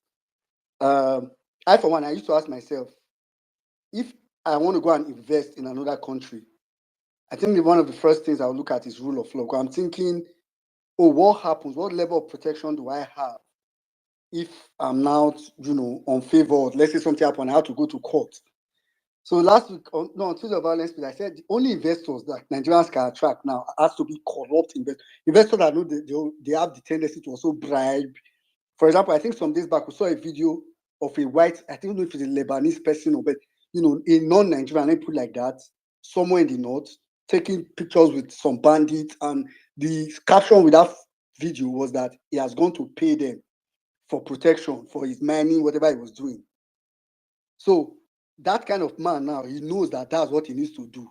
But the truth is that real investors that wants to invest money, I don't think that's what they look out for. So I just want to, pick your mind on this, like the real influence. I think Mr. Nemeka also talked about it a lot.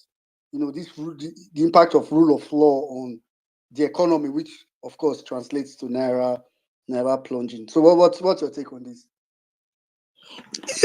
Yeah. Thank you. 1 minute. So I think there was a time Peter Obi made that comment about rule of law being an intangible asset, and I agree with that assessment. So when we talk about rule of law, there's a tendency to for us to view it in the abstract. We would say it's a situation where the law has, everyone submits to law, where actually men don't govern. Governance is of laws rather than of men. What men do is to superintend the process of governance. It should be law that actually should govern. That's what rule of law means. That the law sets the framework within which everything operates, and it treats everyone the same. And so that what happens then is that it limits the whims of people in government. So it is the law that happens rather than people wake up. If we had rule of law, someone would not wake up and bypass the National Assembly and award a contract to his associates of a value, the most audacious infrastructure project in the history of Nigeria, and probably has the largest sum of any infrastructure project awarded is probably in most of sub-Saharan Africa. It's because we don't have rule of law, because the man has had to inject win rather than law. So if we look at it from that broad framework, then we can then begin to look at another thing that makes business to progress, or upon which business moves, and that is risk. So what business people do is that they take risks. And when we say risk, people think that risk just means, that risk doesn't mean that there isn't negative, right? It just means that the negative is not certain, but there is possibility of negative or positive outcome, but the negative is not certain. Okay, or if the positive is certain, then it's no longer risk because you're certain.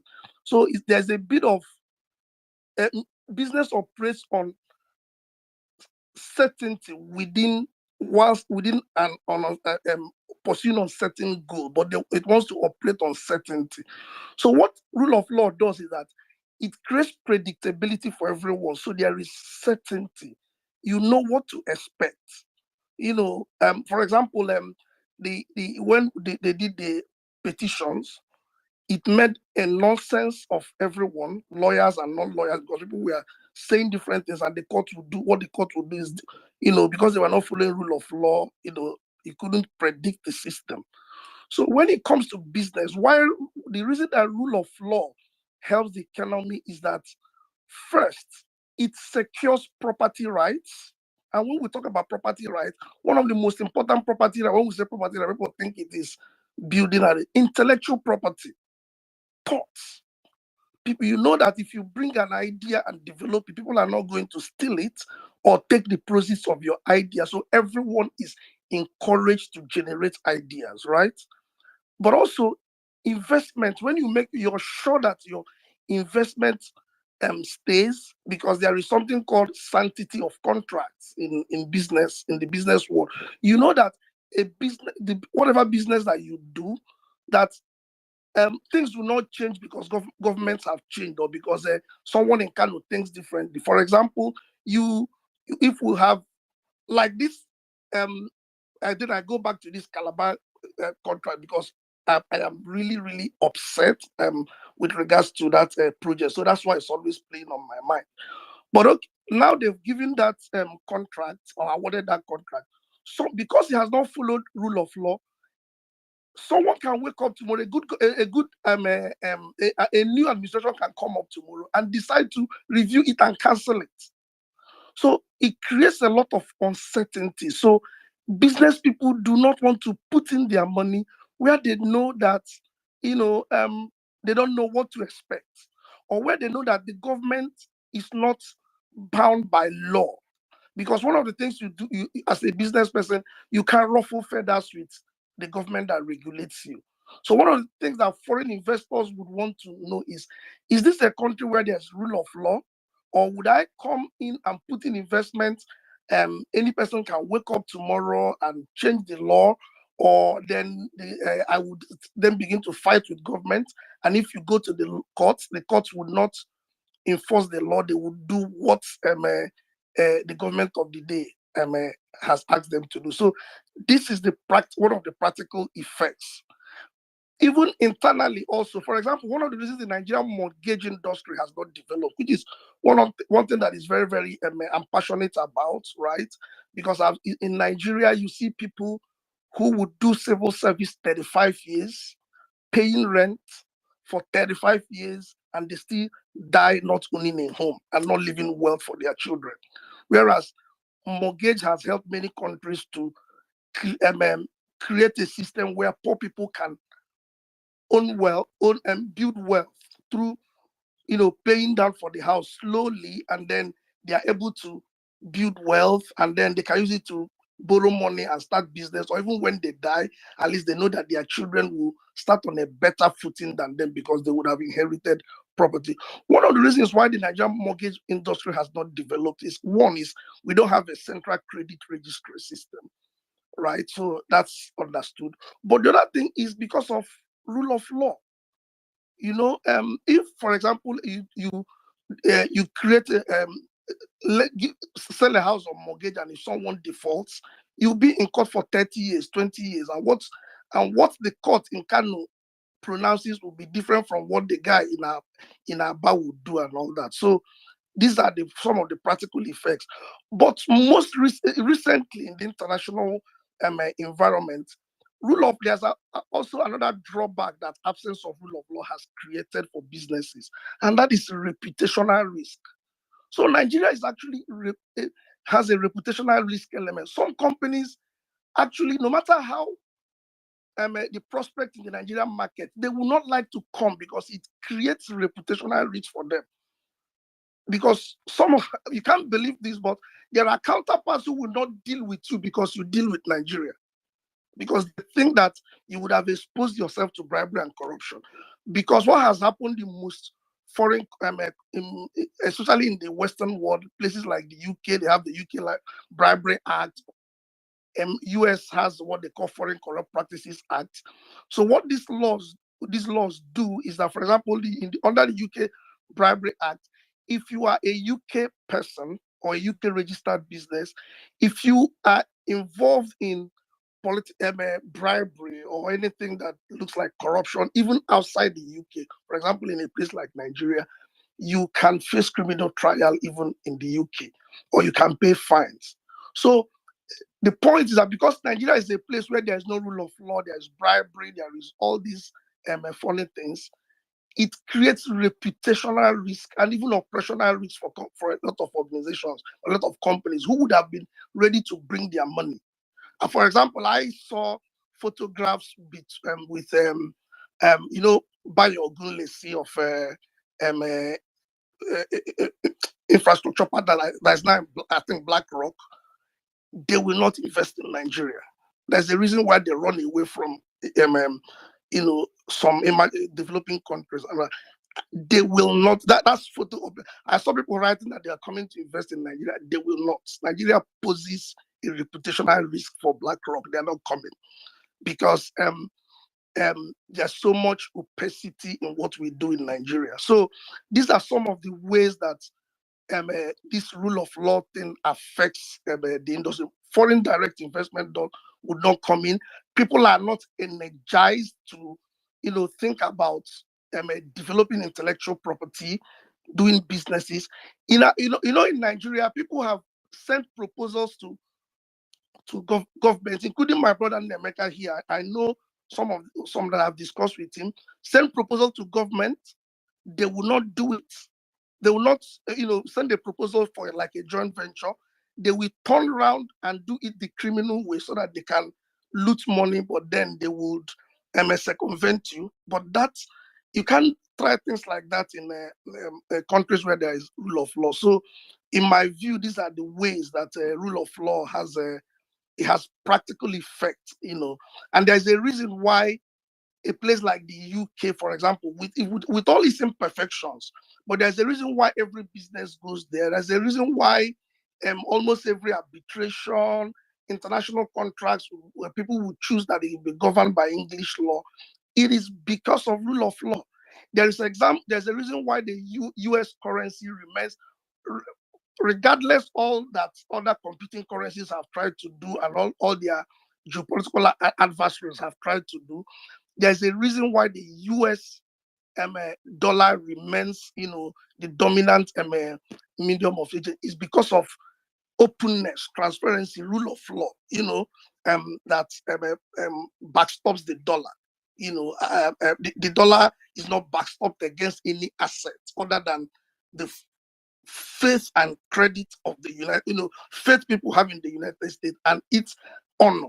Basically, just to reduce it in layman language, it's just the honor of the nation and nothing else. And that honor comes from the fact that there is predictability. What we say the law will do, it will do. People, that your rights are secured. That, you can plan.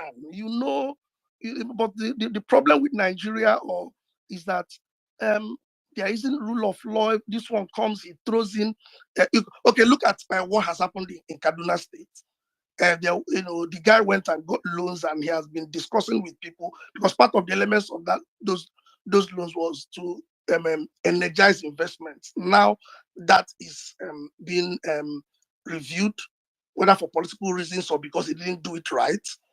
and all that is going to maybe crumble. So these things have practical effects. That's what I can say for now. I'm back to you, not mindset. Yeah. Yeah. Thank you very much, Mr. I'm going to come to Mr. Unemeka back now, but I mean, there's something you said that struck me, and I was just thinking off my head. I've had I was just thinking, I had an experience here where, and this is not even an investor's experience. This is like personal experience. So I was going to travel between two countries somewhere in Europe, and I had my ticket booked a day before the flight. The flight was postponed to the next. Not like the flight was cancelled, basically to the next. They moved it to the next day. I just called and they moved it to the next day. But the next flight they gave me was more convenient actually for me than the one I booked. The one I booked because it was cheaper. The one they gave me was better. If I had money at the time I booked it, I would have booked that one actually.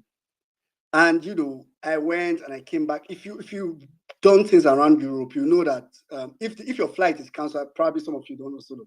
If your flight is cancelled within 2 weeks before the flight, except it's through an act of force majeure, or how they call it, like act of God, like something that is beyond anybody's control. But if it's the fault of the airline or anything that is not God, you are entitled to some kind of compensation. So long story short, I traveled with that flight back.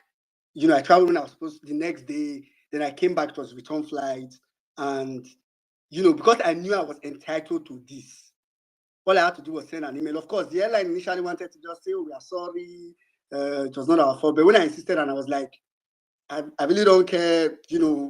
I'm entitled to some kind of compensation, this and that. And initially they didn't respond. Next thing I just wrote an email and I was like, okay, if I'm not going to get a response, I may have to contact a lawyer to do this. The next email they replied me was, "Oh, we are sorry, this and that. Kindly send your account details for a phone."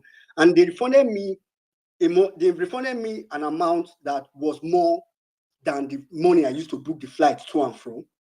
Like what they refunded me was higher than what I used to book the flight to and fro. But I didn't use the flight already. So basically, I traveled for free and I got extra change. Reverse in Nigeria currently. I have a ticket currently in Nigeria with one of the airlines that I booked. They canceled the flight. They did not even inform me. I did not know that they canceled the flight. They canceled the two-way flight. And till today, I never see Shimba. I have sent mail. I have made calls. And I'm thinking about going to court, and I'm just thinking in my mind, what do you want to go and do in court? Like this airline, they probably just have one judge in their pocket that will just, before your case even appear. So when you talked about uncertainty, that just came to my mind as even a Nigerian. So I'm just thinking, what are investors thinking when we want investors to come in? So and I said something about when you have a business in Nigeria, people don't want anything to do with you. Like foreign investors, you have a business because they feel like you have been exposed to corruption. And that's heartbreaking. Mr. Enemeka, I see you on this, so please go ahead, sir. Okay, let me give you an example. The basic economics, anybody who is a human can think will tell you factors of production: land, human capital, machineries, and then money, which is the cash. The most important of this is human being, and then the land itself, and which God gave us naturally. And ask anybody who is a banker. One of the reasons why banks are lend, you want money from a bank to do. If you like a house Mr. in Nameka, Ghana, I'm having this break in transmission with your network. I don't know. Am I the only one? can you hear me? Can No, you hear it's me not now? just Saddam. It's breaking. Okay, try. Let's see. Try it Can you again. hear me now? Yeah, go on, sir. Can you hear me now? Yeah, go Yes, on, go sir. on. So, if you want to borrow money from any bank in Nigeria today, if you don't have any house in Banana Island, in Maitama, in Asokoro, in VI, in Lekki, in fact, if you have any house anywhere outside any of the major cities, no bank will listen to you. And of course, the banks themselves know that the process of recovery of a collateralized landed of property in Nigeria is so cumbersome and so difficult. Anoze pointed out something about the ease of doing business and the issue of rule of law. What will it take us to unbundle the most important assets, the most important resources in productivity, which is land, to make the ease of transferability of the land in such a way that businesses We can do housing. Nigeria today has over 17 million housing units, a deficit that would require almost about 510 trillion naira to fix. And to fix it, we need to go beyond the physical revenues. Nobody has bothered to ask. We have been talking about the amendment of the Land Use Act. We have been on this thing. Between 1960 to 1966, we didn't have the kind of criminality that we have under the 1999 Constitution that gave governors so much power. Go and check most of the governors in some of the top cities. You will see clearly that once they become governor, the first thing they look is they go to land office and begin to look for land to steal. The Land Use Act gave so much powers to the governors. Of course, the Land Use Act made it possible for them, if land is going to be used for overriding public interest, that the state can take it. Of course, they will compensate you. But that law has been abused totally by the governors. Look at the way that's happening in Lagos State. The landmark ecosystem is over $300-400 million ecosystem that employs over 6,000 people, directly and indirectly. They want to destroy that investment, an ecosystem that any other person in the other part of the world will give a leg and a hand to sustain, just because some people want to criminally do a project that is 1 million times over bloated. Take out time to go and look at the Yavi Expressway that was done in China. 204 kilometers, 121 kilometers of it across bridges that were passed through rivers and atrocious mountainous areas at a cost of $14 million per kilometer. Our own is 18 million. So they want to destroy an ecosystem that creates over 6,000 jobs, $400 million sized, just for nothing, when they can actually create alternative paths to boycott that. And that shows you the level of the. Why not amend the Land Use Act? The Land Use Act was supposed to be, for example, if you want to use land to do do schools, to do roads, to do hospitals, public use. But today, that is why if you go to a place like Imo State, Rochas came in and was busy grabbing every man of land he could see. Rochas left. This other governor came and is revoking all these CFOs. I know of a friend, my schoolmate, who left as a director in Shell. The boy sold his properties, 2 of them in Lekki Phase 1, to go to know the capital threat. His house is about to be pulled down. He has been begging all his sweat, a young man who worked hard, working for Shell. Because of the ego, he has CFO, everything, he paid all the dues. Now, if the Land Use Act was to be amended the way it should be amended, and how do you amend it? Very simple. Why do you think none of them have ever about that? This is the simplest thing they can do. No, they don't. See, Nigeria is such a crime scene. What will it take you? Just amend the relevant sections. Land is transferable. Make the transferability of land very easy. 2, define what public interest is in clear terms. And then, for example, if government is going to take somebody's land that he has already purchased to build schools, what will be the level of compensation? Will it be subject to the governor's whims and caprices? Or should there be a basic level of valuation that will ensure that property rights are respected? I'll give you an example. In 3 years ago, I brought some group of, since 2007, I've been working with Nigerians in diaspora, especially those of Igbo extraction. And I was talking with them. Some of them told me they have them if you ask anybody who lives in Owerri, during celebrations, Owerri hotels are fully booked. People read all manner of negative inside it. It's not true. Basically, most diaspora stay in Owerri. They come with policemen, they stay in the hotels, and then they will go to their villages in the day and then retire in Owerri in the night because of insecurity. Now, I started talking to those guys, and when I took out time to compute how much they waste anytime they come for Christmas, and I asked them, I said, why go to hotels and pay hotels now? Why not we develop a banana island kind of thing in Owerri? Get 50 hectares of land. We will build it, furnish it, have our own power generation, our own water, everything. Now you can just, if it's for 5 bedroom, you can just do a penthouse where you spend if you come for Christmas, and then you will use the remaining to do A, B, and B. They bought into it. They were so excited, and we arranged the structures. HFP was supposed to be the developers. Daily Matters. Any of you that know Daily Matters can confirm this, because I always like saying verify. We did everything. The funding was put in place, about $100 million. Then we met the governor more than 4 times. And now, because of the experience we saw at Omole, Omole estate was forcefully taken from the family, and they went to court and they won. After about 20 years, they got judgment at the Supreme Court. Today, those who have CFO from the governor, they are now being made to pay more money on what they paid for. We didn't want to have that experience. That's okay. And we know the governor has every right in the land. He can easily grab it. Let us go and meet the community. At least bring them in, compensate them adequately so they will not go to court. Of course, the committee was already in court with government. So we did our own valuation. What would be the fair value to make sure every one of them is happy? 2.9 billion. And the community was so excited. We even showed them proposition of how we employ their people, and they were so excited. They do know what's cut to that transaction. The governor will not hear of it. How can you count 2.9 billion and give to the community? The land belongs to him. So all he wanted was how he will corner everything, make so much money. That is the level of greed. Amend the Land Use Act. They will not amend it. If the Land Use Act is amended the way it should be amended, once somebody owns an asset, he can easily transfer it. Of course, government will make money when there is sales and the purchase of land or properties. God, there should be a certain percentage that will go to government, which makes it. In fact, the government should even encourage more exchanges of sales and transactions.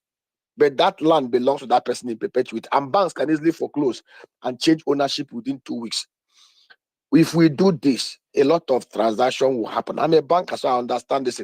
But these guys are not willing to. We have been on this. What of insecurity? We all are aware that one of the greatest no for investors is the insecurity in Nigeria. Most diasporans are no longer coming back home. And if diasporans used to come back home the way that would have been influenced. Because ask anybody, when we say we have $25 billion diaspora remittances, actually the amount that comes in informally is bigger than that. Ask anybody, ask associate them. Some of them, when they're at least putting at least £35,000 in their pocket, because our people are much cash oriented, apart from the little they do through IMTOs. But yet, because of the insecurity, most diasporas are not coming back. I know of a group of medical doctors in my village. Every Christmas, they come in, they do medical intervention. They spend almost about $50,000 among themselves. For the past 3 years, they've not visited the village. That money is not flowing in. Now, how do you tackle insecurity? These guys are aware that the current security architecture of Nigeria is so compromised. Most of the Boko Haramites, the bandits, and kidnappers are now in uniform. So basically, the only way to make here secure is to go back to what worked for us between 1960 to 1966, giving security back to the communities. This current president told us of how he was going to recruit 50 million youths, feed them with agbado, with ewani, and all those stuff. And we came to him up with an open proposal. Mr. President, you don't need to spend 50 million, employ 50 million youths and feed them with agbado. We have a very structured template on how these things can be funded that will not touch your FAC or your jack. Go to each of the electoral wards in Nigeria, 8,809. Ask the communities. P2B did it. Whenever we always say P2B, some of them get rancor, they get angry. But there is a template. Peter wasn't the commander-in-chief, but he's a number. Now you're the commander-in-chief. Put up a new structure. Buhari wasted $27 billion and they ended up spreading insecurity from Northeast to every part of Nigeria. The criminal establishment in our current security apparatus, they cannot allow security to work. It has become an industry bigger than oil and gas. So what do we do? Based on your own manifesto, your own promise, let the communities select their sons. Communities know those who are criminals, those who are armed robbers, those who are on drug. Just like P2B did, let them go contribute 100 of their youths. Go train them to be anti-terrorist soldiers. Train them very, very well. When you have trained them, finish, take them back to their wards. Give them AK-47 in every local government area.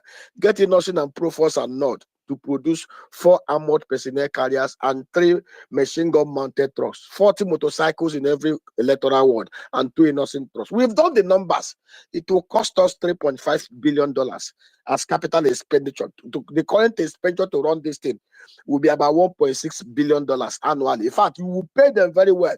150 million, 50,000 naira each and every one of them, with health insurance, with life insurance, and then we will create industrial clusters, at least 1,000 hectares in every of the wards where we have land. in a way that we can create agro-industrial belt, not like what Michael Obama did, in a way that we can generate about $150 to $170 billion, or even more than that annually. We will be able to produce everything we eat, and we will have non-oil export more than oil and gas. And you know why this thing will work? When you post these people, let me tell you why the Boko Haramites and the ISWAP and the people that are creating problems are succeeding. If you post somebody from Okigwe to go and secure somebody in Kano, they will use religious bigotry and to set up those security men and kill them and murder them there. They will think they are killing a cafe and everything. But if you come to a community, take for instance in Kaduna State, where they came to kidnap 280 kids, assuming that we had an agro rangers, military men, picked from that local government area, 1,200 of them with 4 armored tanks and 3 machine gun mounted trucks and AK-47. Tell me how they will allow their sons and their wives and their daughters to be kidnapped by anybody, whether they share the same religion or whatever religious ideology. Blood is thicker than water. They will, and you know, this ISWAP, these unknown gunmen in the southeast, they are not ghosts. I was chatting with somebody that said in the southeast, they were able to operate through terrorizing the indigenous. In fact, there was even a video that was circulating where they made the communities to swear an oath to them not to provide intelligence because they had AK-47. And these guys are not even up to 100 in number. So in the same local government where ragtag, drug ravaged, less than 100 people are operating, and you have 1,000 military men from the same community, farm rangers with more sophisticated weapons, those guys will either disappear or they will bury them alive. If we put in this unique security architecture, in 6 months, just like what people to be in Anambra State, Nigeria will be the most secured country in the whole world because we know ourselves. We will chase away these bandits. You cannot see even those people that are mining gold in Zamfara State. The local people will chase them out because you cannot use religion, you cannot use whatever, tribalism, to make a man allow you kidnap his own wife. There's no amount of money you will give to a man that will allow you rape his own wife and kidnap his own son, no matter the ideology. But these guys, and we told them how they can fund this. You don't need jack because, and then put it under the National Security Advisor. Set up security trust fund and divide how these monies will contribute. Then on the agro clusters will income from there will contribute 3%. We ran the numbers. We can actually generate $10 billion to fund $1.6 billion recurrent expenditure. We have excess money. UNDP, everybody, World Bank will donate. But do you know why these guys will not do it? They don't care. It's not as if they don't understand that these things we are saying are the truth. Most of them are so corrupt, they are so wicked. Sometimes I feel that they are the sons of the devil. You know, the devil came to kill, to steal, and to destroy. And when Jesus Christ was here, he called them the brood of vipers. Most of the people who purport to govern us are brood of vipers because I don't know why anybody will hear these things. Will repeatedly say, listen, even my 11-year-old daughter knows that this thing I'm saying will work. We've tried it. When the mafias were disturbing Aba, the traders came together and formed Bakassi and cleared them out. Then imagine where you have such sophisticated security arrangements across every inch of Nigeria. 880,000 new infantry posted in their own localities. How big is Nigeria? But do you know why? They have because if Nigeria is in chaos, they'll be able to rig an election. If Nigeria is in chaos, nobody will ask them questions. Nobody will begin to ask them. That is what is happening. So, my brother, the God of heavens will hear. You know, sometimes, these spaces are the only place where we can vent our anger, vent our frustration, and say it. And I know they are listening. For most of you who are sneaked in to listen, please, whether you are in DSS or in the army, whatever, please, we are begging you, go and beg our commander-in-chief. If they don't know how we will offer them at pro bono. We will provide them with the templates. And God will help us. Thank you. All right. Thank you very much. I almost thought I had commander-in-chief, but maybe sorry. Anyway, it's VawulenceSpace in me. All right, quickly. Okay, we're about start right now, but I know we have a couple of speakers. I'm going to Yusuf, but I'm going straight to Yusuf now. But Mr. Grave, Vivalex, Asha, if you know you are here and you want to speak, just raise your hand up because immediately after Mr. Yusuf, maybe let's just take about 2 minutes to either make a submission or ask a question. Then I'll go back to then we'll round up with final comments from all our speakers today. Okay, you go ahead. All right. Well, meaning good evening. My brother, Dr. Mo. Good evening. My auntie, Bolanle. Good evening. Our chief, Emir Sadan. Thank you for everything you're doing. Oga Jimmy, you did down there today. Wow. I'm surprised. Kempela, sir. Good evening. And every obedient here, almost 1,000 of us, and others who are only here to listen but are not wise enough to choose the right side. Uh, it's a privilege speaking here, and thank you for the privilege, and I really appreciate and don't take it for granted. I will base my submission only on PO attacks because for Edo, I'm certain that from the distance I am still making my impact, my little input. Uh, I have I have stayed in many parts of Nigeria, and one of them is the South. And then I know so many people from Edo, and I have been making calls. I've been resuming connections. So I am sure my input will be made, and I hope that people will wisen up because I see no justification for anybody to still be supporting these terrorists who hold power by force till date. It's something that still keeps me bewildered. Is it for the money? So let me stay on pure attacks. Now, I will believe that anybody who is still at this moment, wherever you are in Nigeria, whoever is still believing that PO is still a hypocrite, or still believe that what PO is doing is fake, then the person is as dumb as a pig. There is no way you can prove that person otherwise. And I don't intend to go too harsh on them, but I am finding myself just naturally doing it these days. When there is a conversation between me and any of these guys, if you're still telling me Peter Obi is fake, I'll just ask you, come on, where is your brain? Is there any other thing you need to know? So, like Dr. Mo said, I'm an advocate of silence to those kinds of people. Tweet Reno Mokri is trying to regain fame because he has dropped so much. His tweets don't have traction any longer, and then he came back to attacking Peter Obi, and he's getting audience again. We have to collectively ensure that we keep him where his rightful place is.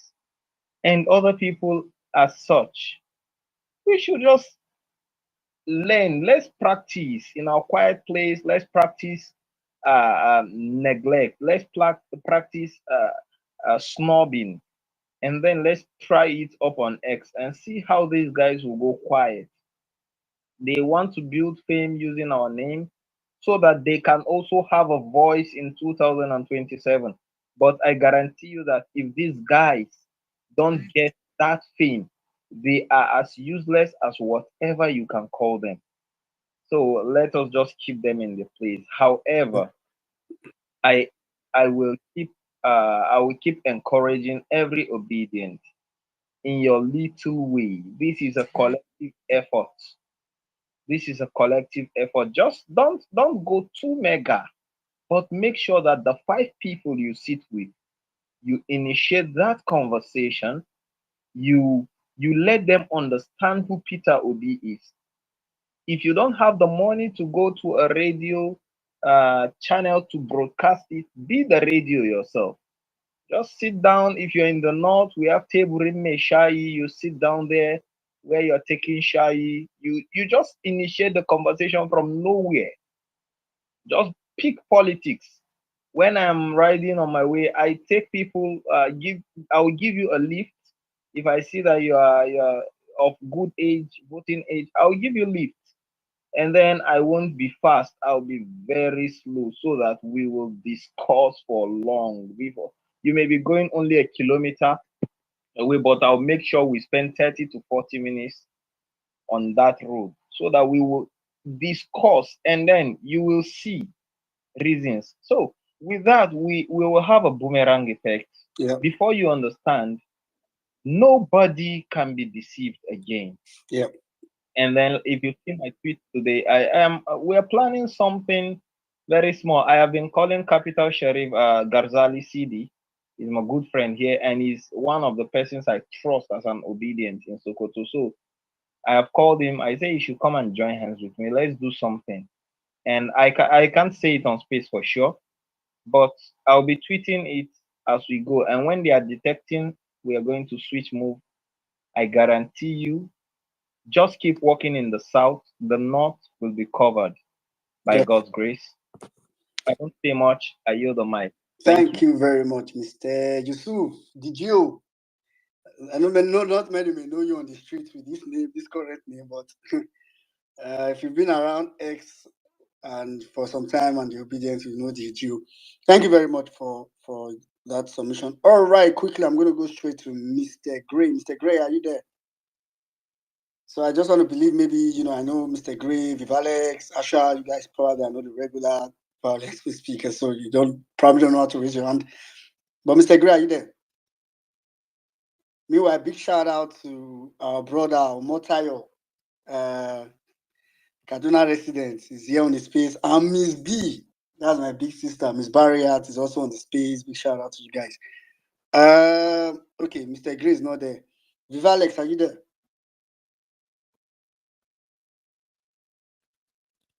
Vivalex.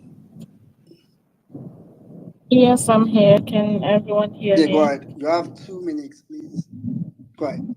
Yes, thank you so much. And thanks a lot for the space. It's been quite a while. I haven't attended this space, but I've been listening for a while, and I really appreciate that the movement is being sustained. It was depressing after a long time, and I see we need to pick it up one step at a time. We need to move it. We need to keep going. They say when you fall, don't stay down. You have to wake up, because when you fall, there are a lot of things you learn. And then when you pick up your speed, it's better than before. I want to shout out my sister here, Sis Adara. Um, thank you for joining, Sis. But I have a little worry with this movement and PO's, being in leadership. And when I say leadership, I mean that I am very convinced that he will lead not just Nigeria, but the African continent, because we're looking up upon him. Eyes are watching him, ears are listening to him. So my worry here is the fact that one of the things that is keeping our continent behind is the fact that there are no institutions put in place to do checks and balances. If those institutions were in place, all the problems that we're facing and that we've been enumerating here will be curbed by half or 75%. My question is, how does PO hope to redress some of these issues? Because being at the leadership is completely different from actually putting together those policies that will limit or curb some of these excesses that come as a result of lack of proper and strong institutions that will eventually reduce some of the problems that we have in Nigeria and in Africa as a whole. What is he doing to get prepared towards these things as he prepares to run again in future Okay. elections. Is my thank you so much again. All right. All right. Thank you very much, Vivalex. It's good to have you back. Like you said, you've not been around for some time. I really wish. I think that question is probably only people that can ask that can answer that question. But thank you very much for that question, and practically understand your concern as well. Although Pio has not told us he's contesting for 2027 himself, but I perfectly get your question. Maybe when Dr. Mo is rounding up, giving his final statement on the space, he might also make reference to some of it, maybe some of the things that Pio has whispered to him that may fit your answer. But one thing I'm sure is that Peter Obi is already ready for leadership. To be honest, I just it's quite unfortunate. I don't think we've ever had someone this prepared for leadership, and we actually gave him that, but Reinek happened. But hopefully, like you said, and I like the fact that you're optimistic about it. All right, Asha, are you there? Asha. Okay, Asha is not there. So let me quickly go to Mommy B. Mommy B, I see your hands up. I know you want to please make our announcements. Mommy B, are you there? I'm laughing. Like you said, make our announcement. No, I have just one in relation to space. Other people saw during PO's space on parallel facts. I told him about a report, which I then subsequently met him to give him a copy of that report on the security and education. So we're holding a space on Saturday. Dr. Mo, take this as your invite to Avec, where we would be discussing the findings in the report as it relates to the impact. I mean, we're going to hear from people on the ground who are trying to bring education to those children who have been displaced because of the insecurity. And we'd like to invite you all. It's being hosted by PSJ UK. This is an organization that has been working really hard in Nigeria through different means, both humanitarian work, doing all the lobbying they need to do, trying to access the international community to bring attention to the continued insecurity. Right, so it's on Saturday at 10 a.m. Please, when you see me, share the space. I mean, I've put it on the Jumbotron, so if you want access to that report, it makes for a sobering read. There's a link there that you can link on to get a copy of that report.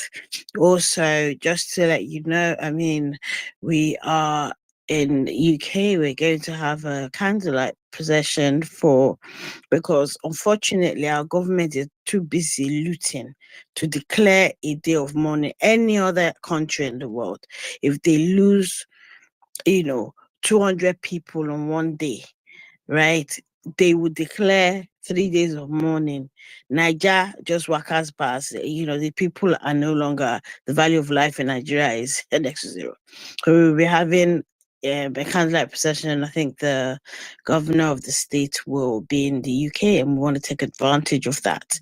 I haven't put that out now. He's doing a question and answer session. If you're in London next week on the 2nd, hey, come and ask this man, come and pull his legs, because as the number one person responsible for security in his state, the man not to try, right? So that's an opportunity for us to ask him questions and drag him. But more importantly, we want to have that candlelight procession to remember those who have gone, right? But then to hold a candle of hope for those who are still trying to survive, right? So if you want more information on that, please DM me. Alternatively, when we're talking about it on the space on Saturday, I would have more information. I can share it directly. Duvex, well meaning, I know I've spoken for longer than I thought I would. So let me just yield the mic back to you. Thank you. Yeah, all right. Thank you very much. Mumbi. Actually, I was going to also add this as well. So earlier today, I put out a tweet. It's on the Jumbotron currently. It's on my timeline. I won't want to talk about it much, but I want to encourage everybody to, I feel like these are some of the few things that we can do to help make things easier for ourselves. I mean, even if, or at least to attempt to help. So then, very importantly as well, on Saturday is the Obedient Fitness Walk in Edo with Olumide Akpata. I'm sure with Asama as well, who is deputy governorship candidate, who will most likely be having on space anytime soon. I don't want to put a date on it. So as soon as to confirm that, we'll let everyone know. But please let's try to help share that as well. All right. I think I'll just come to I don't know if Dr. Mo is still here. He don't go face walk.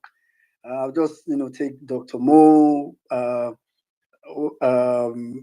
and Mr. Onemeka, just some final words, 1 or 2 minutes as we start to round up. Dr. Mo, are you there? Yeah, this Right. is the longest I've attended, so I'm I tell working you, alongside. the course today now, you go follow us, start and finish. and you kept. Go ahead. Thank you. I mean, for even if you hate me, because we receive so much complaint, if you follow me, you'll be able to know what is happening per time. There are people who have said, I mean, if we have hundreds of thousands of people following people who are insulting PO every day, and then you have some of us giving real time, even if you don't like me, just follow and receive those informations now, so that you know that PO is aware and is also concerned. Just day before 4 days ago, when he had to sleep in Kaduna, if you understand what, in terms of security, we can't announce where he's going to, and I'm saying it here, including those who are here to hear it, because it's not election year. It will not be announced, and I want obedience to be patient and understand that he can only leave trails. That is why you will see that only after we're left, sometimes I'm the one to post and say, okay, this has happened. That's how it's going to be for now, and sometimes I've had a lot of calls home and abroad, many people in America and all of that. Even the Harvard lecture, it wasn't supposed to be announced. I can't talk about the security implications here, but just understand that and just be patient with PO on that. As of 2027, Pio is going to be the president of Nigeria. It's not a question to. He's running 100%. He's going to run, and even though campaign hasn't started, we're not campaigning, but preparations are on ground, and he's going to run. It's not a secret. The announcement will be made, but it's important for us to know that. So it's not even something to debate about.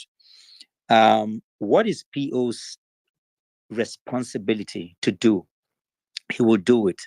If there are things that needs his attention, PO does not share questions with people. PO will not send Dr. Mo or Tanko or someone to speak for him. PO will speak for himself. That I say you can say, Dr. Mo, go and say this, but he speaks for himself. He's not the type of leader that relegates, or he doesn't do that. And that's why, even if you look at my timeline right now, I just shared the what happened, because now when the interview happened, because I have a lot of obedience and that we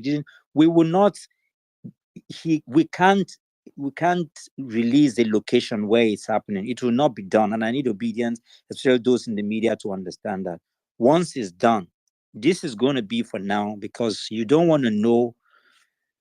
If you know how much this present government, if they have a way to just shut him down immediately, they will do it, because it's taking all the shine on them. And we are not afraid. We're not ashamed. There's nothing there. It needs to be said. And obedience needs to understand that. Let's continue to do what we need to do and pray. And yes, Nigeria is the only country we have. We're not afraid. And it's going to be done. We just need to be cautious and also to be security conscious. We don't have any other country than this, and we're going to fix it. If it took 82 years for civil rights movement to break, it took 87 years to break apartheid. We have, with the help of PO, what we did in just 1 year, it took 50 years for other nations to do it. And that's why we know that come 2027, all the lessons from 2023 are going to be put in place. I'm saying that to say that, and I say this humbly, for 23 days consecutively, and that's why I was at the DSS 3 times, but they couldn't keep me there. I led the protest on ground for 23 days. We were divided as a people. What is PO's to do, he will do. We're not waiting for PO to tell somebody to go and march on the street. The UN outgoing, what's it called now? They call it residents, said something. Dr. Mo, 6 million people voted for PO. We don't even have 5,000 people. We are out every day with 2,000 and less, 1,000. The international community and people responds to number. If you even have 20,000 people, 10,000 people coming out, it will be a different equation today. Many people argue with it, but I'm telling you, even with the outgoing EU director, he said, if you have 20 to 30,000 people come out on the street, this guy will not be, but that's a story for another day. But what I'm saying is that is under the context that I want us to be assured there are things that we need to do as obedience. For example, we have about 50 people who have been elected into office. They need to be speaking. We need to, and by the way, Saddam, I need to get the FCT senator to come and speak here. We need to get, we put them there in the office. Most of the things we're asking PO to is whatever is PO's on to do. PO always exceed what is his to do. What is ours to do?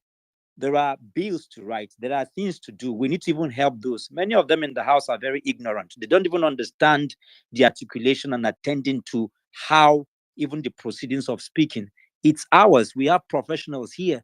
Many of us are, even in our own right. We must call them. We must know them by name.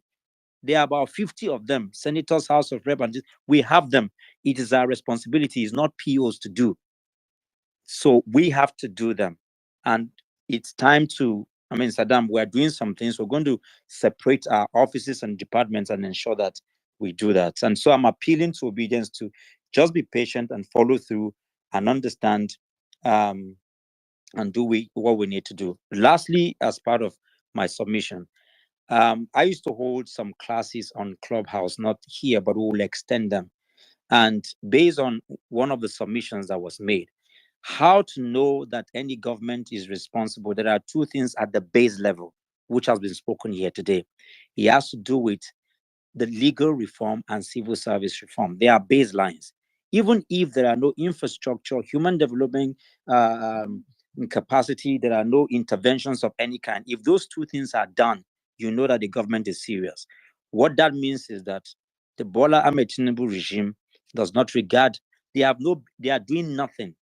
This is zero, this is retrogression. And it's important to know that because legal and civil service reform is not something that they're not even concerned about it. And when you do legal reform, you're talking about the courts, you're talking about the police, you're talking about the military and the guys. And then when you talk about civil service, because what is happening with the coastal route and all of that, these are us, but this government, and these are discussions that we need to have in detail and all of that. As I round off, I just need to say that where we are today is like where Rwanda were in 1994. Where we are today is like where Europe were in the last 150 to 200 years. We are not competing with these people. Where we are today is like we are like the founding fathers of the developed nations. Our job is cut out. We're not here to compete with the current status of where the world is. We are actually, it is upon the foundation of our work and our resolve that a new Nigeria will be built. And therefore, let's hold this to heart and know that we will do this for the rest of our lives. And God bless you. Thank you. All right. Thank you very much, Dr. Mo. It broke my heart when you say where we are today is where Rwanda was. Where we are is where Rwanda was. Wow. We are not using African countries soon. But I totally agree with you. Like a lot that you said. I think I would pretty much want to play with obedience. Especially when we put a lot of these maybe suggestions. I know majority of us actually do it very constructively, like I said earlier. But to those that probably do it like is a do or die, I feel like this is kind of thing. Let's also be mindful. Like there's someone like Yunus Atanko that is doing a lot. Moving with people all around, and who's a media person, sacrificing his time. Sometimes I just imagine if that man comes online and see what people just say and he's looking at himself like, so I people trying to say I don't know what I'm doing or I'm not. I mean, it's okay to constructively In fact, suggest. let me, sorry Yeah. for cutting you. No, many people don't even know that. I don't even want to be the pictures and the videos that I do. You don't see me in those. I'm supposed to be sitting down like Dr. Mo following PO. Sometimes you say, "Can you stop?" And I say, "No. We need information. Our people need to know." And I'm saying it for obedience to know. I don't care about being in the videos and in the pictures. What is important is to have it out there, is to have the records. So it's sacrifice beyond what we can imagine. And the rest are not things we can discuss on open spaces. But this is our lives and this is our time, man. Yeah. Yeah. So please, when we do that, let's just try to do it in such a way that we acknowledge the sacrifices that these people are making. That's what I'm trying to say. Let's do it in such a way that doesn't look as if these people they don't know what they do with media. I mean, it's sometimes, but I guess few people, most people say it's constructively, and I agree with those people. All right, Sir AA. Any quick final words, and thanks you've been around.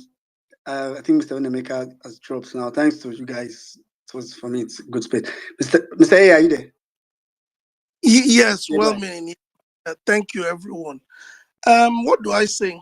Well, I think I want to encourage us just to stay the course because we, as Dr. Mo said, we are doing the battle for, trying to battle for our lives. Because the way I see the situation that Nigeria is in at the moment is, I like to take a historical perspective, perspective of history around it. The way I see Nigeria now, that apart from the coups of 1966 that ultimately derailed the nation, and the civil war that was a very, very colossal tragedy, we've seen other things like the times of Abacha. But the way I stack these things is the coups of 1966, the civil war. After that, for me, the next biggest tragedy that has faced Nigeria was APC winning power in 2015. Because what the APC has done is that they have destroyed whatever was left of Nigeria. In economy, in institutions, even during Abacha, things were bad, but the institutions actually did work. APC has decimated every institution in Nigeria. They have devalued the Nigerian people. The value of the Nigerian person is, degraded to a level that we have not seen before. They talk about the economy. APC has cut the Nigerian GDP in half in 8 years. By the time the GDP was rebased in 2013, it was about 450 billion. About 2014, it was about 500 and something billion. Today is about 252, half in 8 years. This is what APC. In about 2007, here we were here in the UK. So this 2007, 2008, people were going back to work in Nigeria. My friends who went back to work in Nigeria, most of them are now part of the Japa community, coming back to do care work. People who went back after doing master's degree, PhD, to go and join a middle class that Obasanjo and Yaradua had produced. These guys are now back to do menial jobs in the UK. It's a tragedy. So what we are doing is trying to save the nation. And that's why I will encourage any person to just continue to, well, let's not be thinking only about elections. Election is just about is a ritual for democracy, but building a nation takes more than election cycles. Just like what we are doing, let's not get so flustered when people throw in all this propaganda. The way to look at it is that, as one man called Henry Adams would say, politics, whatever its professions, has always been the systematic organization of hatreds. So they would try and organize these hatreds by creating stories that will make you dislike Peter Obi, hate him, love him. Just stay the course. Let's continue what we are doing as Nigerians. But I think I want to encourage every Nigerian, if we want to save the nation and try to sustain the dignity of the black man, the APC must be removed in power, if not from power rather. If not, if this continues, I doubt Nigerians may be on the streets begging, for just food to eat. I'm telling you that GDP cut in half in 8 years. And we've not gone through a full-blown war. When Buhari came, when Jonathan was about leaving, insecurity was contained only in the northeast. Today, it's metastasized all parts of Nigeria, like a metastatic cancer. All parts of Nigeria, everything is destroyed. So, and then we now have in power a group of people who are, when Buhari was there, he wasn't doing anything right, but at least he ignored us. But now we have a group of people who are doing probably worse or as bad as Buhari, but using propaganda to tell us that Nigeria has become a Dorado. So we need to get these people out of power. And who is that person we are working with? Is Peter Obi. I don't think that Peter Obi is a genius. I don't think Peter Obi will be, would be the greatest leader on earth. But the reason that I support him is that he embodies what's leadership, the very hallmark of leadership, which is the power of personal example. He will talk about, his personal example. He's about to set personal examples. And if once you have a leader like that, I think we can begin to mend the nation and repair this country, and then throw APC in the dustbin of history where they should belong. Thank you, everyone.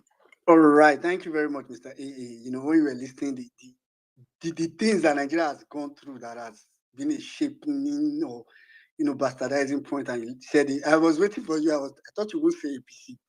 When you said APC is like, for me, I don't know, man. I can't. I think it's the disgust, what I feel for them extends. That's even when I don't want to. I'm not able to control extending as APC. So we have our job called out for us, and thanks to Dr. Mo, thanks Mr. AA, thanks to Mr. Unemeka, our brother that was here earlier, Idris, and everybody on the space. I think it's probably it's never going to be a fair place to end the space, but at this point, I think we've gone like 1 hour 45 minutes above the normal time, but it was worth it. Today was like, I think this was one of how I say now, diverse, deep space. Because all the topics were quite diverse. In fact, now I'm just looking at like Saddam, how you bring this kind, each of these topics on their own can be topics separately. There will not be enough time. But even as diverse as they were, we're able to touch all of them thoroughly. So thanks to everybody that were able to make. Apologies to those that couldn't speak. And please, let's keep doing what we are doing. Over to you, Saddam. Thank you very much, my brother. Well-being Nigeria, guys. Thank you very much, our esteemed listeners, our esteemed speakers today. I think Well-being Nigeria just summed everything up. We could have taken any of these topics and set the whole space on it, and we wouldn't even have time to do it. And I wish, especially to our Edo people, many of you did not have a chance to speak today. But the elections is still up out there. We're still gonna have spaces for you guys to always come up and speak, and general space also for the obedience. We'll keep doing what we have to do. Thank you to these wonderful people that came up and shared their wealth of knowledge with us today. I just sat back and, nostalgia feelings, mixed feelings, laughing, angry, sad, just despondent. I've had all reactions all through this space today, and it's just been it.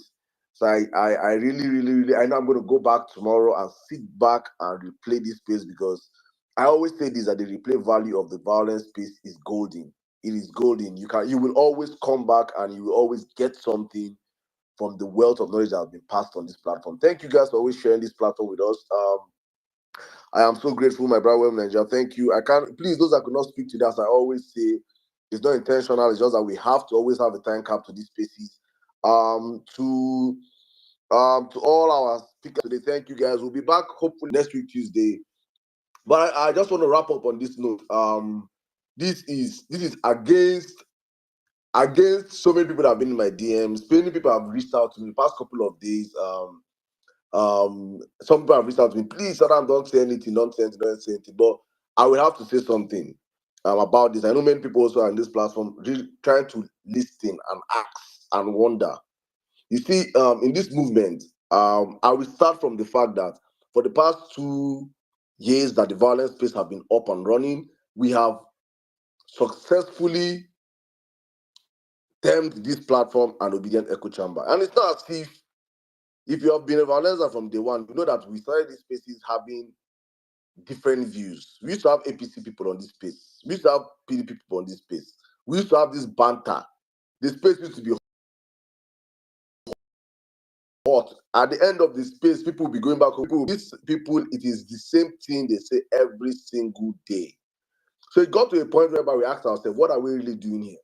Are we trying to open up a debating space whereby we come in with people that do not care about the country, or people that just want to have a say, or people that are paid to come and defend the system, or want to have a space whereby Nigerians, well-meaning Nigerians that identify themselves as obedient, can come together and speak? Because when you go on these other people's platforms, they never give a chance to speak. And I think that's what we created here, and it has been going on so far so well. So if you've known me for so long, I'm trying to go somewhere as I wrap up this space, that I have always used to go on those spaces, but I had to stop, because at the end of the whole day, spaces for me is, if I somehow by my space hours that I've put into this movement, it's incredible. It's incredible. It's not even something that we can, it's unsurmountable.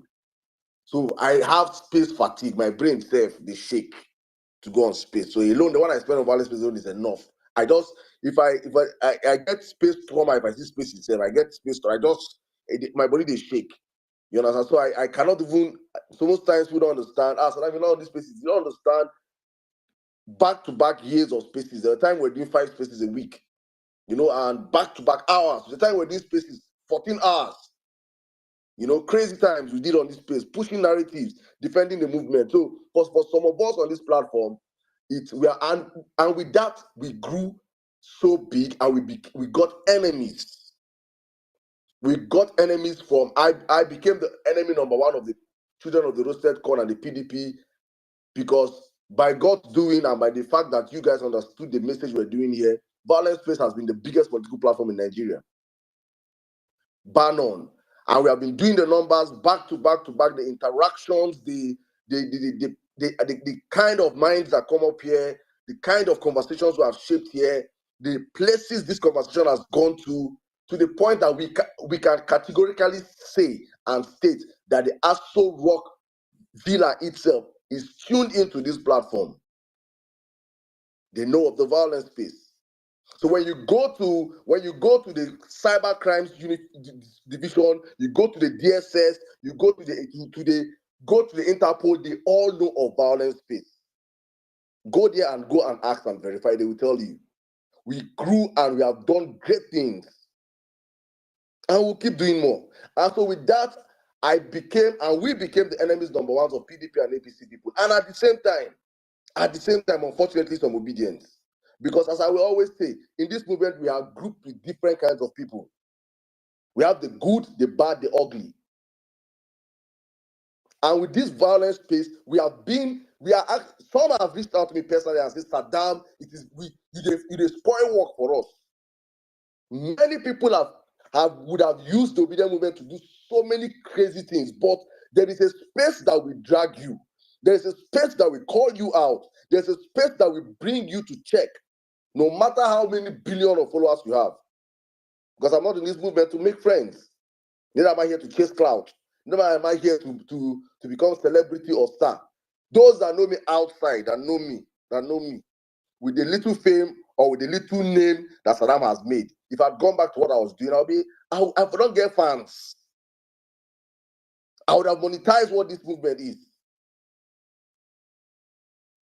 But most of us, I just chose to do that part because for me, it is my own contribution to making sure that I can see a better Nigeria in my lifetime. And so for me, I take this movement like a lifetime job. And I take protecting the image of Peter Obi like a lifetime job. So if I'm fighting an APC or a PDP bigot attacking Peter Obi and I'm obedient to go and attack Peter Obi, I will attack you. If you pain you, die. Because for me, I see that man as the only person that is going to save this country. And that is where I put my own. So if you feel like you want to join the children of the roasted corn, with all the attacks Reno is giving him, Bwana is giving him, you don't have your own sense to think that this man is a human being. You also want to attack him. You attack me, I will attack you. I see your attack on that man as an attack on me. I will attack you too. I don't come here to make friends. And so for that, because of that, you can please do a quick search on Twitter. I God bless my brother Harry. Harry is actually the one that I stayed sometimes in this movement and I look and ask myself the sacrifices and all what we have done for this movement. How many accounts I lost in this movement? If I didn't lose, I lost over 4 of my Twitter accounts. On this one, you guys knew then it was even back to back. I was going down until Harry came and took the job away from me. I felt so much relief in my heart that someone can also come out and play even more dirtier than I can even do. Because I was not even doing anything dirty. I was just trying to speak. But the system will always want to keep us down.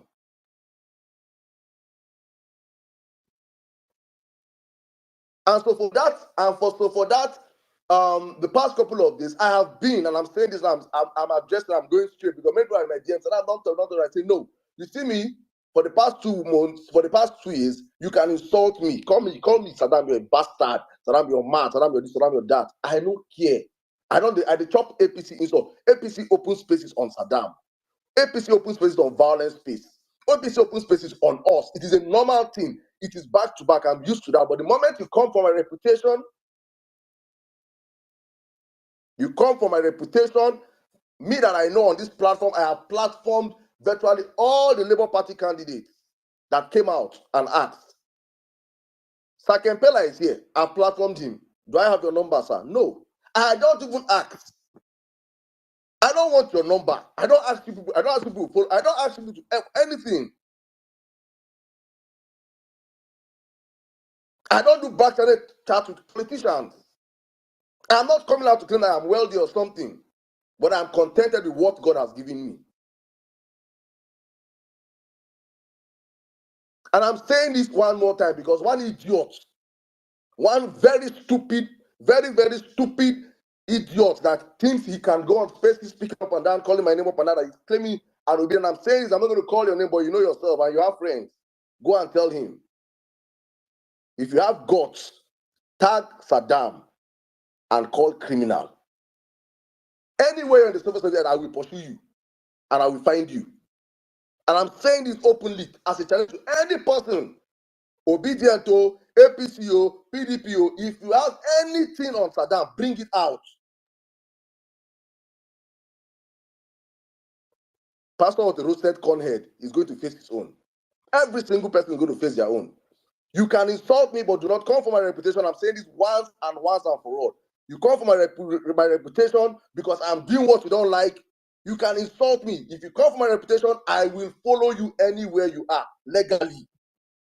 If it's the last blood in my vein, I will spill it to make sure I defend my name. Some of us are not We are not criminals. Some of us are not out here for fame. Some of us are not out here to show our faces or jump on spaces. No, we are here to fix Nigeria the way we can. And please, I don't need any sympathy. We are used to this. We are used to all these things. I just have to put it out there and clear this. Many of you don't understand what is happening, but those who understand what I'm saying here understand what I'm saying here. I understand why I'm doing what I'm doing here. Please, guys, I just have to clear this out once and for all, because not tomorrow, APC and PDP children. If APC and PDP children call me criminal, Saddam be thief, I don't get problem. Cost me, I know it's normal. It's part of the process. We're in this thing to change Nigeria. We'll deal with these kind of things. But if you have anything, all of you people, soon we will expose him. If you're born of a woman and you don't expose Saddam soon, that's soon. Let me keep quiet. Today is my mother's birthday. Guys, thank you very much for joining us. I will just wrap up my little band today. Please, guys, today is my mother's birthday. Help me wish happy birthday. I'm sorry for my rant. You guys, I don't do this normally on here, but it's just Don't that be sorry. I have to just clear this Happy out of my birthday chest to your because mama. And you know, say your mama birthday. Happy birthday, Momsy. my mark turns 68 today, man. So may she say I just had to clear this out of my chest and just please, guys, thank you very much for the support, for the love and everything. I'm just overwhelmed for the past couple of days, but I have to put it out there for once and for all. God bless you guys for always supporting us on this platform. I always say, without you guys, there is no us. You guys understand the assignment. Understand, I'm not here. I say it all the time. I'm not here for friendship.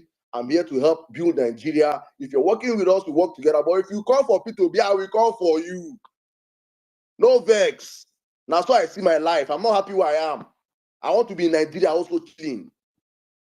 It's not good. We forget that we're in diaspora and everything. No. We want let's fix our country. Let us come home and eat ECAU, drink palm wine. It is possible.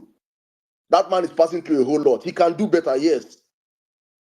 But you should not call him out and criticize him and insult him like a APC and Abado person because you have Twitter account. The Twitter account that you got popular because of his name. Now my papa be that too. No, your papa, now my papa be that. Thank you. Guys, God bless you guys. Thank you, my brother Welby Nigeria one more time. Dr. Mo, Mommy Bolande, thank you. My brother Jimmy down there, he did not say anything today. I don't even know why. But thank you so much. Kaduna resident, Miss Barriat. My sister, it's good to have you and see you. Thank you to the VawulenceSpace team, cast and crew. And I say God bless you guys because people don't understand the sacrifices. Some people are every day for the past 2 years. We stream these spaces. Every day we are streaming on our radio station 24 hours every single day. People are putting in their money and resources every day to make sure these conversations go as far and wide as possible. We will not allow anybody just come up and mess up our name on our brand. Thank you guys so much. Honorable Kempela, God bless you. My brother Joe, the obedient, thank you so much.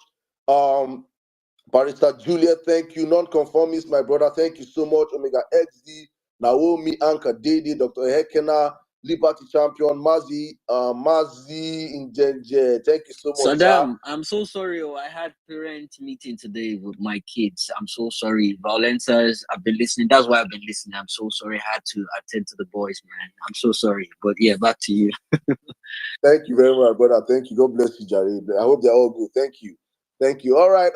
Thank you. I'm just going back to my roll call. Kolade, thank you, my brother. Under structure. Oluwadami, Larry, Olawaski, Chike, Madonna G, my brother B. Rookie, Wilfred, my cartoonist. Thank you so much, Dr. Lou, Dr. Mary White. Thank you so much. Gladys Okeke. Thank you. Mr. Strong's Adigwe, incoming virus, high scent, Ado with the happiness in the first son. Anze P, thank you. Otumba DK, thank you. Tony Estate, Seyon, Tem, Bombastic, Amoda, Duchess, my brother, is in Nandila. Wow, thank you so much, Hesley. Ikena, thank you. Mama Wakiri, thank you so much. Mugzi, Balakti, Gregory, Nos Raydan, Grace, Health is Wealth. Fatai, my brother, thank you so much. IK Julius, wake up, 1 million man, Matt Space. I see you guys in the building. I think that should be Big Mark. Thank you so much, Ponty.